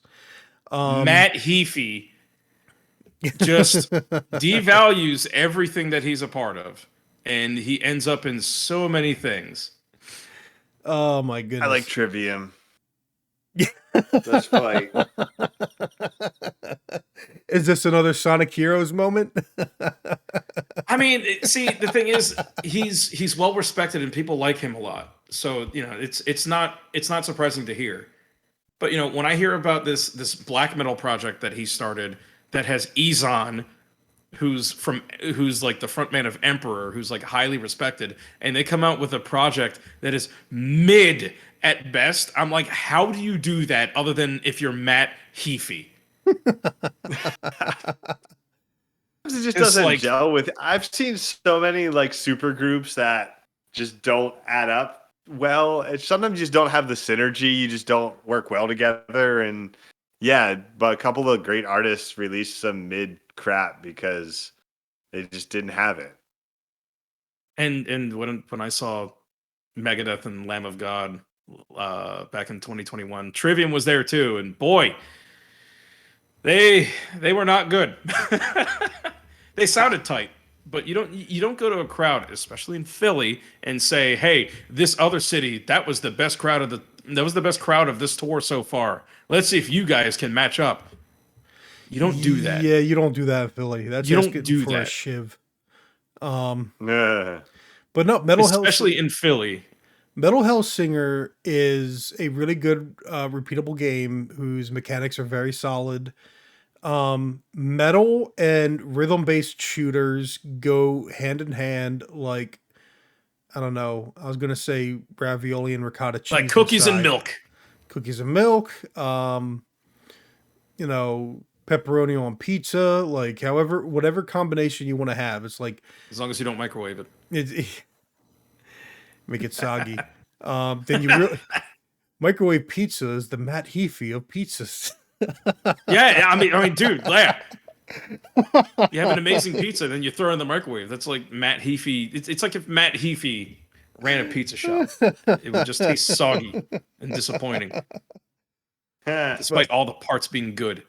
The funny thing is, I do think bullets per minute, BPM, had technically more replayability by virtue of being roguelike, which is interesting because I'm not really big on roguelikes, but that's the thing. Like, this one is a story, therefore you play the levels, and it does have challenge maps, but once you beat them, and you can also kind of game the challenge maps by just knocking the difficulty down, and it doesn't matter. You've unlocked whatever reward you get for that challenge by knocking the difficulty down. So, Yeah, and of course, I am a person that's got enough gamer pride to say that and be like, I'm a little ashamed. But this is why we don't add easy modes to Elden Ring. But now that I've introduced that bit of controversy in an unwise way, um, no, Metal Hellsinger was really good soundtrack. Um, Good mechanics. It's yeah, it's a solid experience. It was on Game Pass. It's one of those things where it's like adding to wish list so that when it's off Game Pass, I can still have it. Um, Definitely one of those titles. Any other thoughts from you, Mr. Air? I mean, the game's killer and super super fun. I wish it won, best soundtrack. Oh yeah. Not that whoever won didn't deserve it, but Eh, again, Metal gets shafted because it's not even metal. Remember, it's like underground again. Xenoblade Chronicles 3 got shafted. Sonic Frontiers wasn't even nominated. Like, there's so many better Sonic Frontiers had some soundtracks. baller music too. Exactly. There were so many soundtracks that were better Oh, this year. man. Ninja Turtles Shredder's Revenge got shafted in music. And Yeah, instead, like, they went for generic orchestral soundtrack. That's yeah. Um Steve, did you ever get around to this or did you never get to try it? I still haven't gotten to try it. It's really high on my list, though. And oh yeah, you should check it out. It's a lot of fun. I think the problem has been that the Xbox is in the basement area, and the basement is cold, and so I don't want to go down to the basement and play video games by myself. And I don't want to buy it on PS5 because it's free on Game Pass, and I can't justify buying it on PS5. Play it upstairs on my good TV and my good sound system while it's free on Game Pass, and so it'll get played the eventually. amusement One way or the here other. is this has to be an HDMI issue because it's not like the Xbox Series S takes up a lot of room. Like you would be able to hide it in your ups, but you guys are rearranging your house like 8 times a year, so I don't need Well, like okay, so here's basically what the reasoning is there are 3 systems downstairs set up for playing like together, more or less.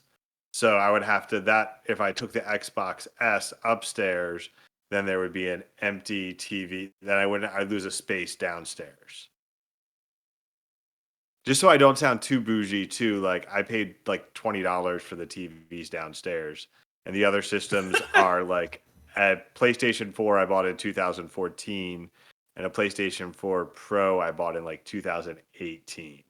So it's not like I've got like 5 PS5s in the house or something, and a bunch of OLEDs. I know what town you live in. You're bougie. yeah, But Just a little bit. last game, and it's funny because this means, well, let me think. 3 of the games we've been discussing here today were all on Game Pass. Ninja Turtles, Shredder's Revenge, Metal Hellsinger, and now Scorn. Now, 2 out of 3 of those are, Game of the Year worthy. Scorn is a coin flip.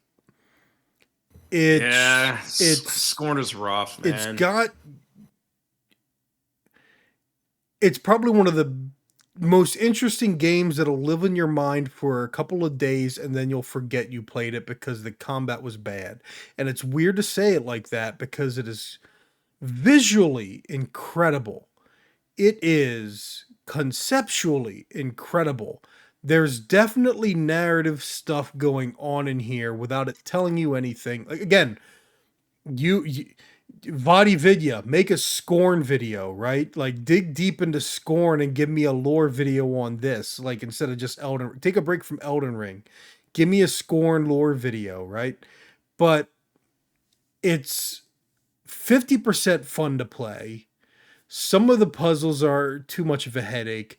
And then the combat it starts to force you into, and it is just not good combat. And while there It's are awful. ways It is horrible. and you can do things like shoot an enemy once to stun it and run past it, but one, that's no guarantee. Two, it's really easy to get tripped up on environment. And just like some other little minor issues, like again, the enemies that have projectile attacks, super accurate, and you're not very fast. Even when you figure out the run key, like you are not fast enough to outrun some of this stuff. So it's it was a game that I enjoyed playing, but as soon as I beat it, I knew I'd need to play it again to try and get a better handle on what just happened. But that meant playing it again. And Yeah, that's not a good reaction to have to a video game.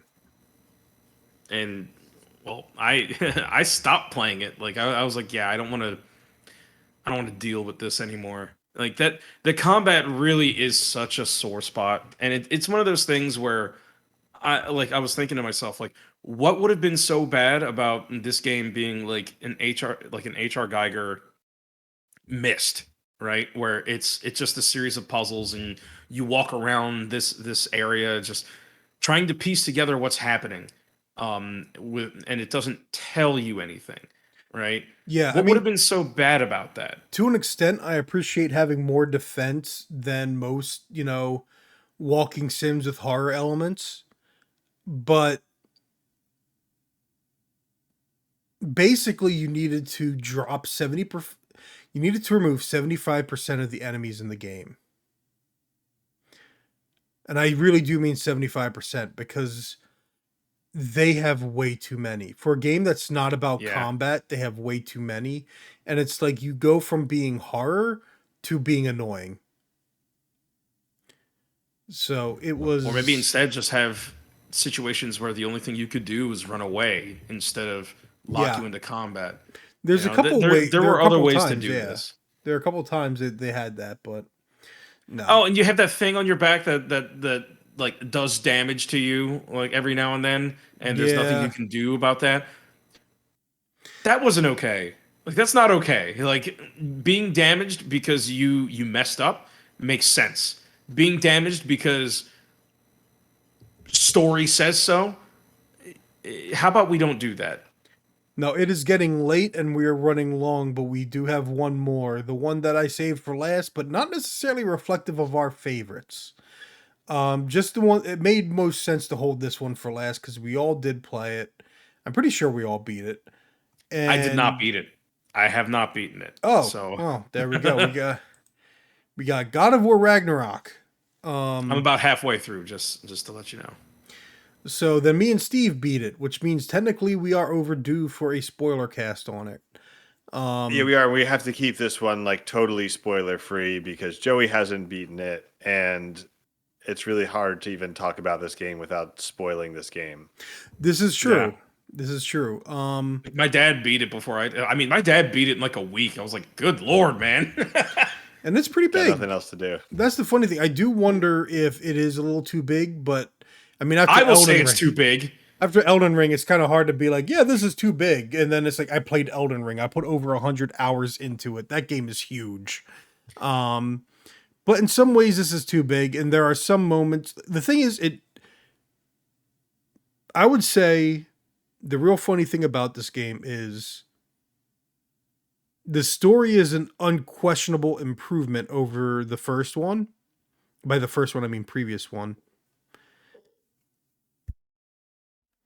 And yet the gameplay is not. And it's weird to say because in a lot of ways the gameplay has made very little change since the last one. But there's just I think the biggest problem is they really just need to ditch the whole RPG elements. It does not need that. Thank you. But Yeah. it's like this weird The colored loot and like really what they should have instead of like the different gear that you can pick up is have gear that gives you buffs and debuffs depending on your play style. I think that would be way I mean, more interesting. does it You even can in- still get the benefit of having different outfits to kind of, change the pace a little bit. Does it even encourage more of a play style? Because people have done the calculations. Any bonuses you can add to things like cooldown and stuff don't really make that much of a difference. They don't. And that's another issue is that like the cooldowns I mean, I felt like so the one that I kept on using was I was doing everything I could to increase my window for perfect blocks. because I'm bad at it. I'm bad at character action games that make you block and parry. Another reason why I haven't played Elden Ring Are yet. you just getting old and And you're just like, and I don't block I've or never, parry. no, dude, I've never been good. When I was like 19 years old playing Tekken, I was bad at any character that, or any situation where I had to block and parry a lot. Or Don't play block. Dead or Alive. In any video game, I block is not in my mind. I want to dodge. I want to attack you first before I have to block your attack. But I'm just bad. Play Bloodborne. My brain does not register blocking. Anyway, Play Bloodborne. So I what's that? Play Bloodborne. Yeah, sure. No, dude, Bloodborne is all dodging. There is no block. It has a shield and it's worthless. A shield. No, I've There's heard only this one before. shield and it's worthless. Play Bloodborne. Sure. But anyway, God of War Ragnarok. Combat. Yeah, it almost from a combat perspective feels like it was just one gigantic game between the two, because they didn't really change anything other than an additional weapon that shows up at some point. There's not anything new or different really in the it's combat. sort of ironic, that they Yeah. call Last of Us Part 2 when this is the one that really should have been God of War Part 2. Because it really is. No, you're right about that. It really is. It's really, this is one of those rare instances where it's tough to discuss one without the other. And yet, if you were to ask me, like, well, is it really necessary for it to be a sequel or something like that? It's like, yes. Because they barely changed the combat. Most of what they changed was adding new enemy variants, and that is a mixed bag. But I also learned too late in some cases. Like, there's one enemy that's really big and fat and is constantly spitting poisonous gas. And I realized too late in the game that your best bet then is to just use the chains of Blades of Chaos and set them on fire and ignite the gas, and it'll blow up in the enemy's face. And what used to be one of the most pain in the butt enemies was very trivialized. So that's one of the things where I do think I need to play more of this game and experiment a bit more, because like a good action game, part of it is in the learning the system. At the same time, I feel like where the combat is at its best is when it's doing what the last game did, which is basically just putting you against humanoid enemies with swords and stuff. And of course, Wolvers are still incredibly frustrating because they're Wolvers and they're damage sponges that deal a lot of damage. But part of that again is also Wolvers? like what Wolvers, right? The wolf people. I'm I not mean- sure what you're talking about. They're giant werewolf-looking things that grow the claws when they're down half health. Oh, I haven't run into those. They're Maybe in the I fought first those guys. game, Oh, in the first game. Okay. and Oh, they're in yeah, this one. No, they're in both. Oh my goodness! Hold on. I'm gonna have to. I mean, I might, I'll recognize them when I see them, but Good lord. yeah. I mean, like, That's My- too my, small of a um, picture, but you know what? It'll do. it's just that my big problem with this game is, like, it really is too big. It's trying to be bigger, because bigger means better, right? Not necessarily. So it's like, okay, we're gonna give more story. We're gonna have a bigger world. We're gonna have more enemies, but most importantly, more story. And like, I think the story is really good, but it just feels like the gameplay is so unchanged from previously that it's starting to feel like The Last of Us to me, in that the reward is the advancement of the story. So the gameplay bits that you're in control of in between each cutscene is just, it just feels like it's starting to feel like a chore. So I've had to step away from this game several times because I think it's because I'm trying to enjoy it, but it's just it's really, really slow. I'm having a lot of issues with pacing, and there are certain aspects of the story that I just think are completely unnecessary. Like they're things like they do things because it's like, oh, they're gonna have an emotional moment now, and I'm like, okay, can we get on with it? Like, Honestly, does it? it works better still. I take everything that because there's one chapter that actually goes on way too long, and it's when Atreus makes a new friend, is the way I'll put it.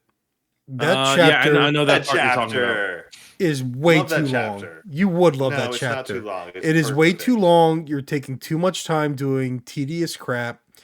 They're talking about pointless stuff, and then you still have like actual like that could have been truncated so much, and the game would have been better for it, and you would have lost Here's my nothing biggest problem narrative with that wise. part.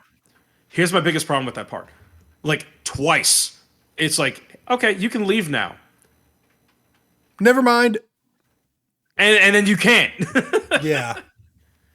Like you And actually can't, and I'm just like, why would you do that to the player?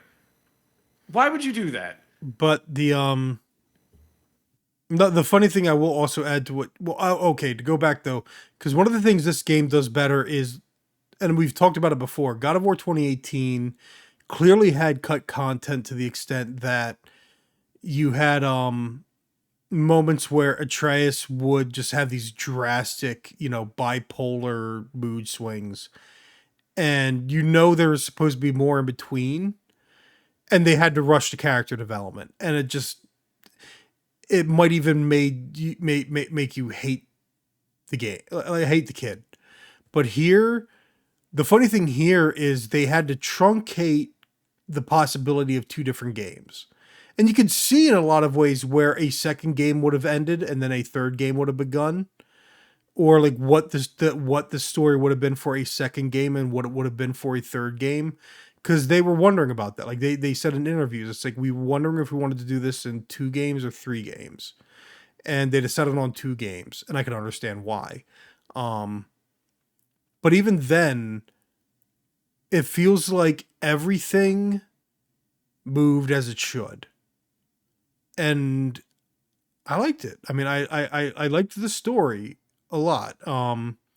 But when it comes to the gameplay, it does say something that I'm pretty sure I've platinumed the God of War 2018 on PS4.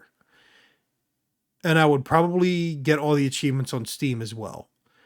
This one, I have a bunch of endgame content available to me. And as I said before, though, when I sit down and I want to play a game and I want to go for something else, I want to go back to Solstice instead. Yeah. So Yeah. for me, I can definitely get that. The God of War Ragnarok experience for me was about the story. And I kind of get what Joey was saying about sometimes it does feel like you're just going through the motions and the combat to move the story forward. And sometimes I feel like that's okay. And sometimes it does end up feeling a little bit tedious. There is, again, the idea of video games being an interactive medium. And so there are elements where being the characters, being Kratos, chopping dudes up feels good to do. Or, being Atreus and, what are the other characters you get to be? I guess we don't really Kratos and Atreus with different sidekicks, so to speak. And so I guess for me, it's this sort of feeling of this. One of the things this game does really well is a balance between the gameplay and the story, and the way that all feels really connected and the way it flows from the conversations in between combat to their whole. They kind of stick with that whole single camera idea in terms of the game. Basically, when you're not fighting, it's not like changes angles, it sort of sticks with, it just sort of moves the camera out to follow you or a different character or whatever else, or to give you a wider angle on the combat. Which throws me back to one of the things I loved about the Gears of War series, the first three, that is, in that it was the story was told in a very personal manner, directly through the perspective of the characters, and didn't really give you, exposition dumps in different locations and that sort of thing. And God of War Ragnarok does a lot of the same stuff there, giving you a really personal viewpoint on this big epic story. I'm a little bit of a Norse mythology, I don't know what the word is. I like Norse mythology. Enthusiast And fan, the way that they, or yeah, fan, I guess. So the way that but fandom is bad. The way that they used elements of Norse mythology and set up things and sort of made you think things might go a certain way. I sort of like these overall, there's maybe a theme in there about prophecy and how it never quite goes the way you expect. The big thing, my big takeaway from God of War Ragnarok is compare God of War Ragnarok to God of War 2 to get a really good idea of what video games have become in the last 15 years. Just thinking about that's not necessarily a great comparison. I know you probably mean in a more positive way, but the first thing that comes to my mind is, yes, now we have unnecessary colored loot and RPG mechanics in games that don't need them. Yeah, I didn't find that very obtrusive personally, and Because look at what you play. Yeah, it's true. It's true. No, I agree with that. But at the same time, sorry, there's bad in there, but the good in terms of mature storytelling and See, you just made me. actual. You just hashtag triggered me with that. No. Well, no, the going back to the original God of War series, I never played God of War 3. I played the demo. I didn't even finish the demo because it was just an unnecessary gore fest, and you were at that point, it was very clear that Kratos was not the good guy anymore. And I just didn't really have any desire to play it anymore. So coming back to this new God of War series, sorry, man, coming back to this new God of War series, it felt like maybe people who had played those games and were like, yeah, we don't really want to make that game anymore. And I get it why some people might not love that as much as I love it, but maybe this is the wrong crowd for the look at how far games have come in the last 15 years or however long it's been. I mean, have you not paid attention to some of my rants on Discord and the downside of things going mainstream when they'd be better off niche? I mean, too many words, but yes, I've seen them. I disagree. I think, of course, you do. I think good things. I think good things are good things, and people should appreciate them. And if people don't like the way mainstream video games are going, then they can make smaller scale stuff like Gungrave Gore and Evil West, which I actually do intend to play Evil West at some point based on your description, or whatever else. Look at Doom Eternal, right? That's actually not the greatest example. Doom 2016 is a great example, but Doom Eternal was actually not, because, and you could see some of the members of the speedrunning community where they were like, yeah, this game's not fun anymore. Not speedrunning community, but definitely the one guy was a speedrunner, and it's yeah, they intentionally try to design this game so everyone played like me, but the problem with that is I played the way I wanted because I had the freedom to do so. And therefore, Doom Eternal is not as good as Doom 2016. Like Doom Eternal been is playing it. I'm in the middle of a playthrough, and I think it is, but whatever. You can have your opinion about Yeah, I it. think Either Doom way. Eternal's fun. Yeah, It's just the final I'm boss loving fight it. made me want to commit soggy toaster. But Oh, cool! I'm on the final boss fight, so I'm about to want to commit. I thought you soggy just said you toaster. were halfway. I thought you just said you were No, halfway. Doom Eternal. No, I'm almost done with Doom Eternal now. I never So, said halfway. the- Anyway, oh, you were halfway through God of War Ragnarok. Joey's halfway. through. I'm halfway through God of War Ragnarok. Okay. Yeah. But anyway, sorry. Now we're like going way off course. So what I will say I though, think- what I will say, because so again, let me- I my hate- one closing thought no. here- You talked enough. No, You talked enough. no. I just want to wrap it up with a bow.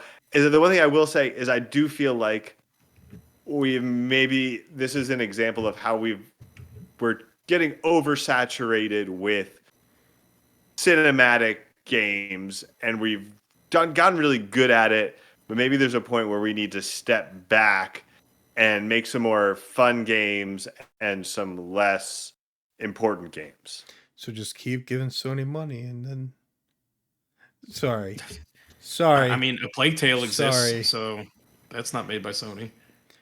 Um, Somebody else is gonna do it. That's just the thing. but yeah, as Dusk Falls is a perfect example.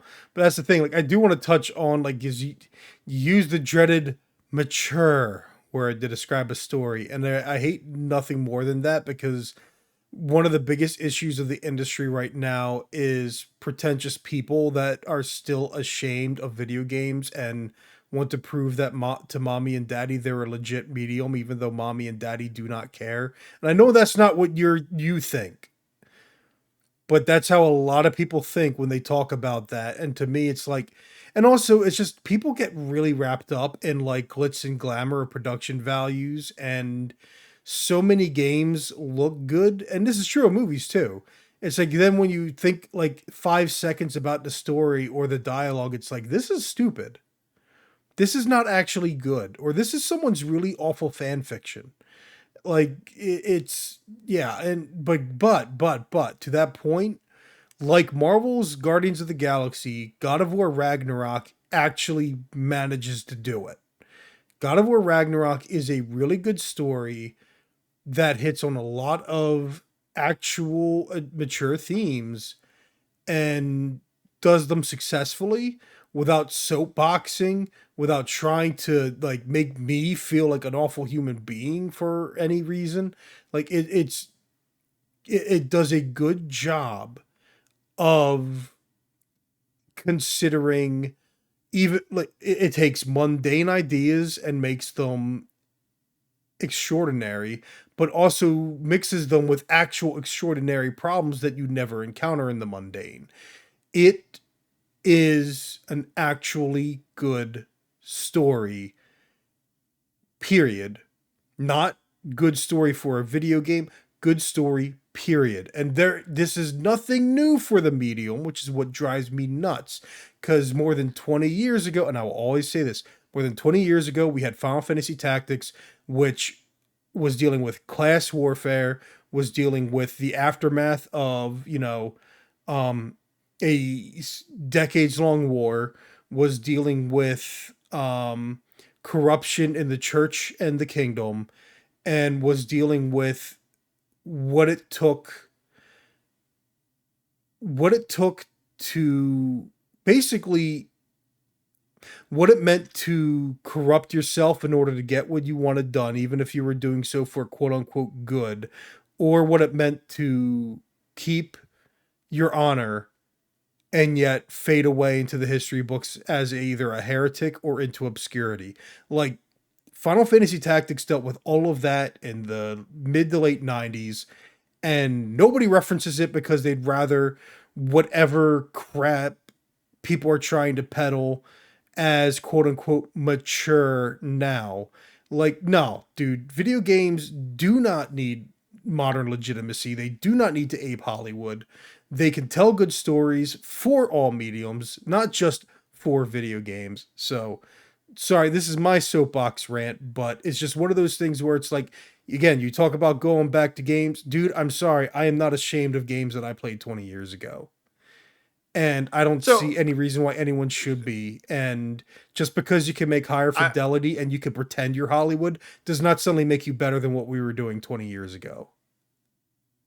I don't think I think so. I think there's a dichotomy there, right? Where so Final Fantasy Tactics, incredible game, incredible story. Some of the specific writing is good. Some of it is probably No, no, lost no, in no. bad translation. Translation is the problem. Yes. Translation, and it's also a the presentation of the story is not particularly accessible.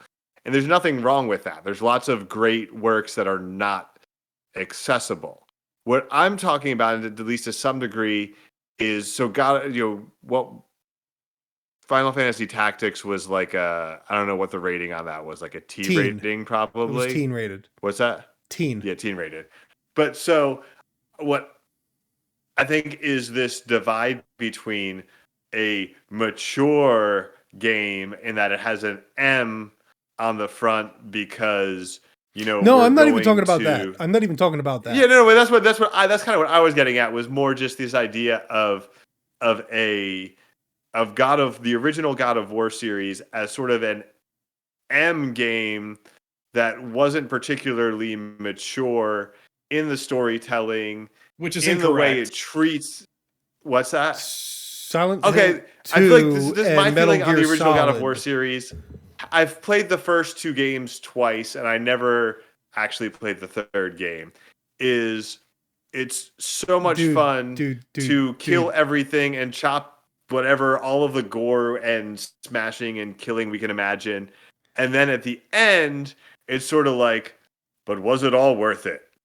Is kind of the way. It's a very like Well, the first one grindhouse. has a perfect Greek tragedy ending to it anyway. So, Well, and then or but Greek then it tragedy becomes a aspect to god. it. Well, yeah. Right, it does. Well, that's but actually it's part sort of what like, makes it a tragedy, if anything. But right, but again, my you're point also is that discounting. You're also discounting the fact that, again, if we look back 20 years, Silent Hill 2 exists, and so do Metal Gear Solid, including Metal Gear Solid 2 being like, these were M-rated games. So it's, again, like, okay. So I'm not saying that, dude. You're putting words in my mouth right now. I'm not saying that all games were like that. And again, a lot of these games. So Metal Gear Solid 2 is an incredibly convoluted game that a lot of people hated at the time, and it wasn't until years later that we kind of unwrapped it, and at least it feels like, and really people started getting more into the themes and how it really was actually a great game and great storytelling in its own way. I'm talking about a mainstream presentation of a story. And in the original God of War games, yes, it's eventually shown that all of this violence has consequences, but it's almost in this, it's at the end. It's sort of like, oh yeah, by the way, maybe killing everybody was a bad idea. The end. I mean, it's not so much that. I mean, we don't have to go too far into that, because it's like, this is almost a 2.5 hour episode. Yeah. But like the big, but like the big thing about, because I think if I jump in here real quick, the problem that I'm finding with God of War Ragnarok is that it really is trying to tell like such a massive story, and the gameplay kind of takes a back seat, and it's and I find that to be extremely rough. But again, that's like a personal thing, because I'm very much gameplay over story. Like I will play a game that has terrible, an awful, if not non-existent story, if the game is fun to play. But there is so much focus nowadays on narrative and being really hard hitting and impactful. I'm sorry, I don't get immersed. So it just doesn't appeal to me, and I am unfortunately finding God of War Ragnarok to be boring. And I don't like that. Like I enjoyed God of War 2018 a lot, but right now it's turning out that my favorite God of War is the third one. Just because it, like, especially with the way that ended, it really, I felt like that ending was extremely powerful. Um, so yeah, that's that's kind of my take on it. I feel like it's kind of a hot take, but like, well, not really a hot take because it's just an opinion. I'm not saying like, oh, this is fact. It's just that I enjoyed God of War 2018 a lot, and that game excited me. Probably because it was fresh and new. God of War Ragnarok, I'm finding boring, and it's kind of upsetting me, honestly. Yeah, Interesting. And the yeah. funny thing is, yeah, because Nolan says drop the difficulty, immediately more enjoyable combat. But if the game is boring you, then I don't think dropping the difficulty will make it better. Especially because when the combat is good, it's really good and satisfying. But then, like, I just feel that those moments are just very few and far between. This is funny too because it comes down to, like, again, where we started with, getting Elden Ring out of the way, because for me at least, Elden Ring is like, okay, I've reached a point where the Emperor has no clothes. And God of War Ragnarok, there is a degree where it feels like all of us do have an element where the Emperor has no clothes. Um and I wonder if this is just going to be the way it is, where, because these were the games that everyone was determined. It's like these are, and decided. It was almost like everyone had already told themselves the game of the year debate is going to be over God of War Ragnarok and Elden Ring. And by the end of the year, I felt like they were both good, but neither one of them feels like they're worth the game of the year outside of a lot of money was spent and a lot of copies were sold. And, there's a lot of world in Elden Ring, and there's a lot of fidelity in God of War, and a lot of motion capture and cutscenes. And it's like these things are expensive and they aren't inherently bad alone, but do these make a game of the year? And I guess that's part of my thing. Like, that's why I get a little frustrated with, because I get you're specifically referring to God of War Ragnarok to God of War 2 and 3, because originally you just referenced, like, look at this 20 years ago, and like, oh man, look at how far we've come.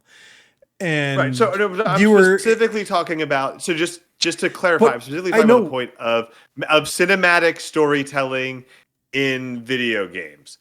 then no, At the time, you're still doing wrong then. Like, you're still, I think I and get that's where he's the coming thing. from. I, He's I, coming from like the technical advancements, yeah, but not so even the much. technical advancements, like the so we have games like Silent Hill 2 is a great example, but so like so the average. So again, we're talking about this is this we gotta impressing cut this dad or off. whatever else. We gotta cut this off, because this is going right towards the territory where it's like you've said things like, now that they're remaking the game, they can do as they always envisioned it, which is again completely ignorant of the actual time, where one, we were impressed by what was happening back When then. did I say that? I said that You in said like that a about year Final ago, Fantasy VII remake, and like a year ago. No, this is a totally different. hold on, no, Wait, it's wait, not hold totally on. I different. think I said Like, that. can I make my point, and then you can tell me if I'm wrong or not. No, because again, I'm going to just, it's looking back at history with a modern lens instead of looking back at history as it actually occurred. And you are No, I looking don't think so. back at the modern lens, and you are I think saying you're that history is misunderstanding my worse point. by the factor that it does not have whatever superficial element you somehow think is better. No, you're completely misunderstanding my point. Okay, for me, my personal experience of video games in whatever year it was, 2003 or whatever, was that the God of War series at the time was this, wasn't just fun to play. It was this kind of cinematic masterpiece with mature storytelling or whatever else. And I may have been wrong at the time, or maybe I was right at the time. Maybe I've become stupider now. And when I look at the way that I think Joey has a point. When you get to the end, I've watched the cutscenes of God of War 3, so I know how it goes. Each of the games, even when you get to the end, it's like, oh, there's like a gut punch there. There's actually some emotion and some feeling in it that recontextualizes all of the bloodshed of the game. When I look at something like God of War 2018 and God of War Ragnarok, I feel that the overall presentation of the story and the themes has grown along with the graphical representation and cinematic elements of the game, where for this particular sort of linear narrative storytelling device, we have improved in both the way we tell the story and I think in a lot of the stories themselves. And I think especially from like a mainstream accessibility combined with gameplay combined with quality. I think that most of the titles we would reference as having great quality in storytelling, in thematic structure, and other things from 20 years ago are somewhat either niche or inaccessible in other ways.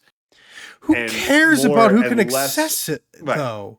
Some of the greatest things were flops or failures when they came out because people were just either too dumb to get it at the time, and you needed a very elitist view. Good.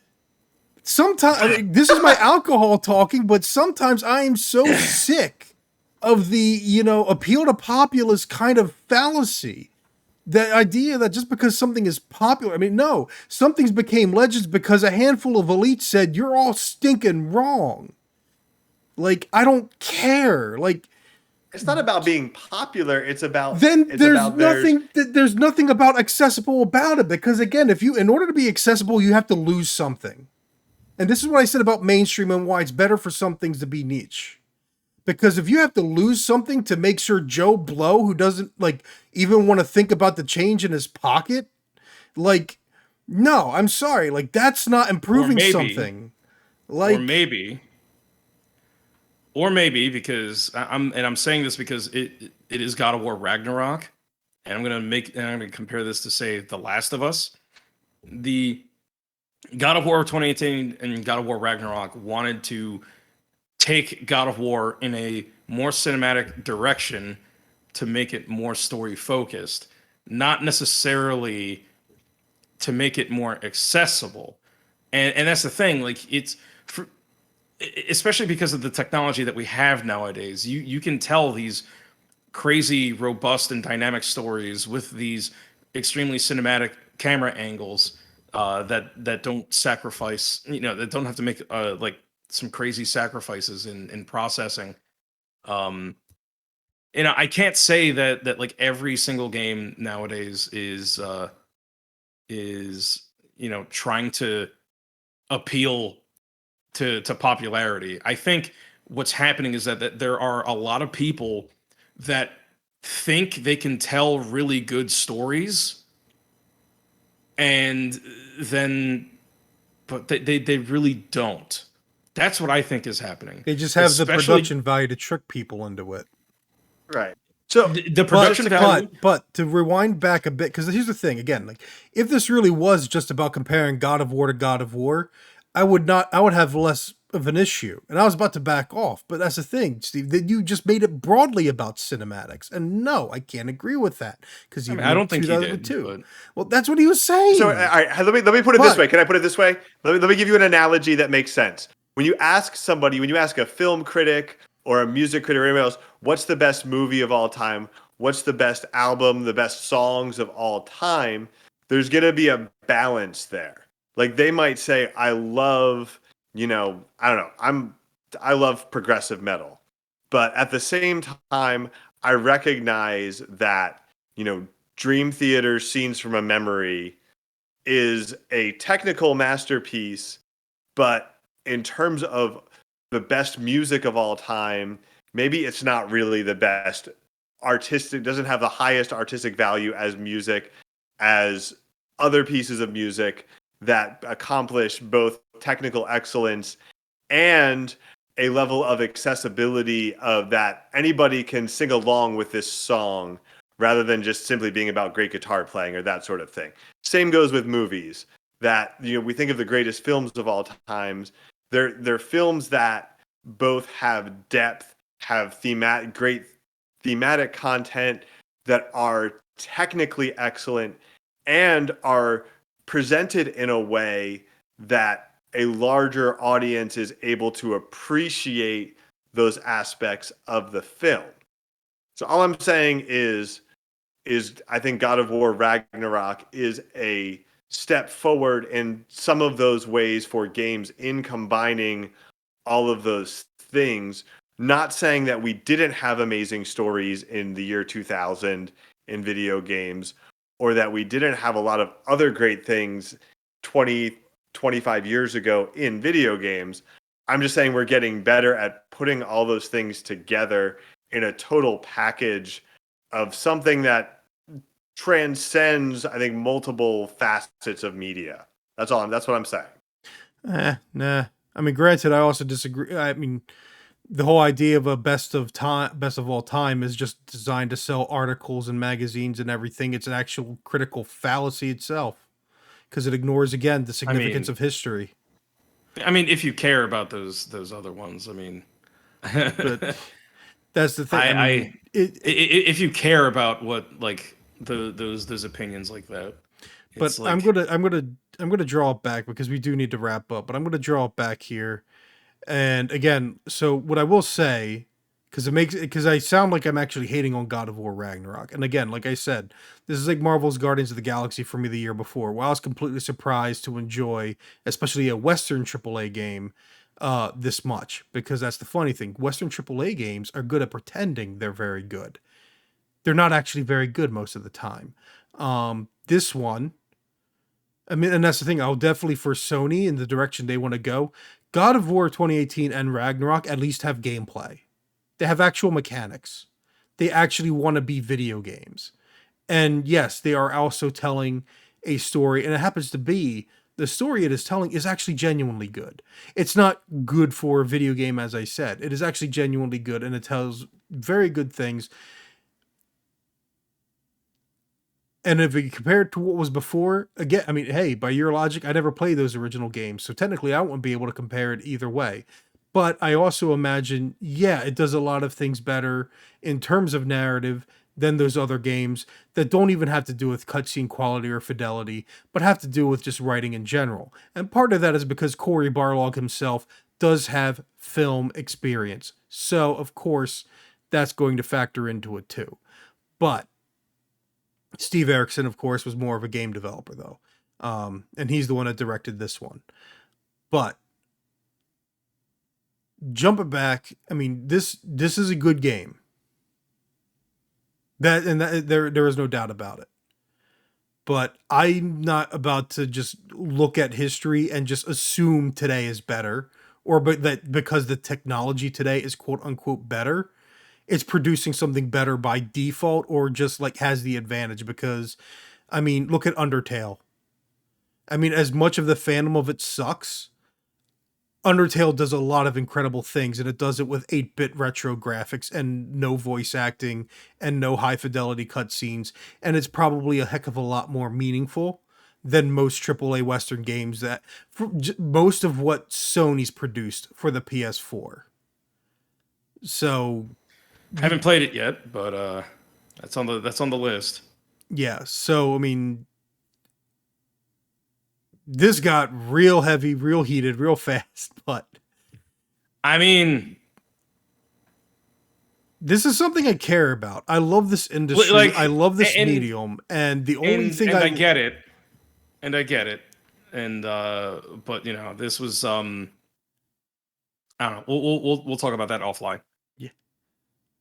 This is the last episode of A Steve, everybody. From now on, it's A Joey because Steve's off the podcast. No, I'm not going to do that. All right, we'll have a Discord fight tomorrow. No, we'll have it in person. We're going to meet for dinner, hopefully. We'll have it in person, and when I'll be sober up. I'll be sobered up. So, oh my goodness. I don't know. Hopefully, it was at least an interesting heated discussion for anyone that was listening. I noticed our comment section got very quiet. I mean, it's late. It's late. Yeah, it's what, like 11 o'clock. So, we're holding 6 viewers though. So yeah, well, I got 7. Granted, 2 of those I think we had double digits earlier. So 2 of those are you and Steve. So don't exactly count. But hey, no, it's Twitch. Yeah, it is what it is. And I guess, starting 2023 with confessing that I can be elitist and I don't care. So there you go. No, I mean, there you go. So, but hey, again, I'm going to be making over an hour-long video to analyze and discuss a single video game. And even though it's one of my favorites, most of the time is going to be spent pointing out its flaws. So you know what? Get on my level. Bro, I'm a Sonic fan. I've been doing this forever. You haven't made an hour-long video about one game. No, it's just been my whole life, baby. All right, I'm going to stop being insufferable. So, anybody got anything they want to close out on? Oh my God, there was something really specific I wanted to say, and God of War Ragnarok, as far as narrative goes, and I haven't even completed it yet. Neil Druckmann, you need to step your game up. This is how you do it. Ooh, we can all agree on that. Yeah. This is how it's done, because the best part of The Last of Us Part 2 was when they threw in a boss fight. Which, by the way, there's a boss fight in The Last of Us Part 2. Did you know that? And that was like the most hyped part of the game. I didn't know. You know what? I'll throw Steve this bone. Because they're making no. They're making because Sony wants to make a bunch of live service games or live service-esque games. If Sony decides they're going to make a Horizon Zero Dawn Monster Hunter style of game, I'll be in, because I won't have that would be pretty dope. I won't honestly have to deal with the insufferable protagonist and story. I'll be able to do the good part of the game. So, is that throwing you a bone, or is it like a broken bone that's jagged and spiky at the end? So it's like saying I'm gonna throw you a bone, and then you whip it at me max speed and catch me right in the forehead. Like that one episode of South Park where they're playing ninjas. Oh God, Butters. Okay, I know what you're talking about. Okay, Steve, any last words? No, I'm good. My last words are good night. I'm about to fall asleep. All right. Had enough of me getting frustrated and almost yelling, if not fully yelling. All right. Thanks for listening, everyone. Sorry we ended up having a 40-minute discussion just about on God of War Ragnarok, and specifically on everything but God of War Ragnarok. Yeah. I mean, we couldn't have that about Elden Ring, because Elden Ring is, as Donkey said, all gameplay, no BS. I mean, yeah, you're kind of right. But all right, thanks for listening, everyone. Thanks for those that stayed as long as you did. I mean, almost 3 hours, so thanks very much. Hope you guys all have yourselves a good night, and we'll see you next time, next episode. Later, everybody.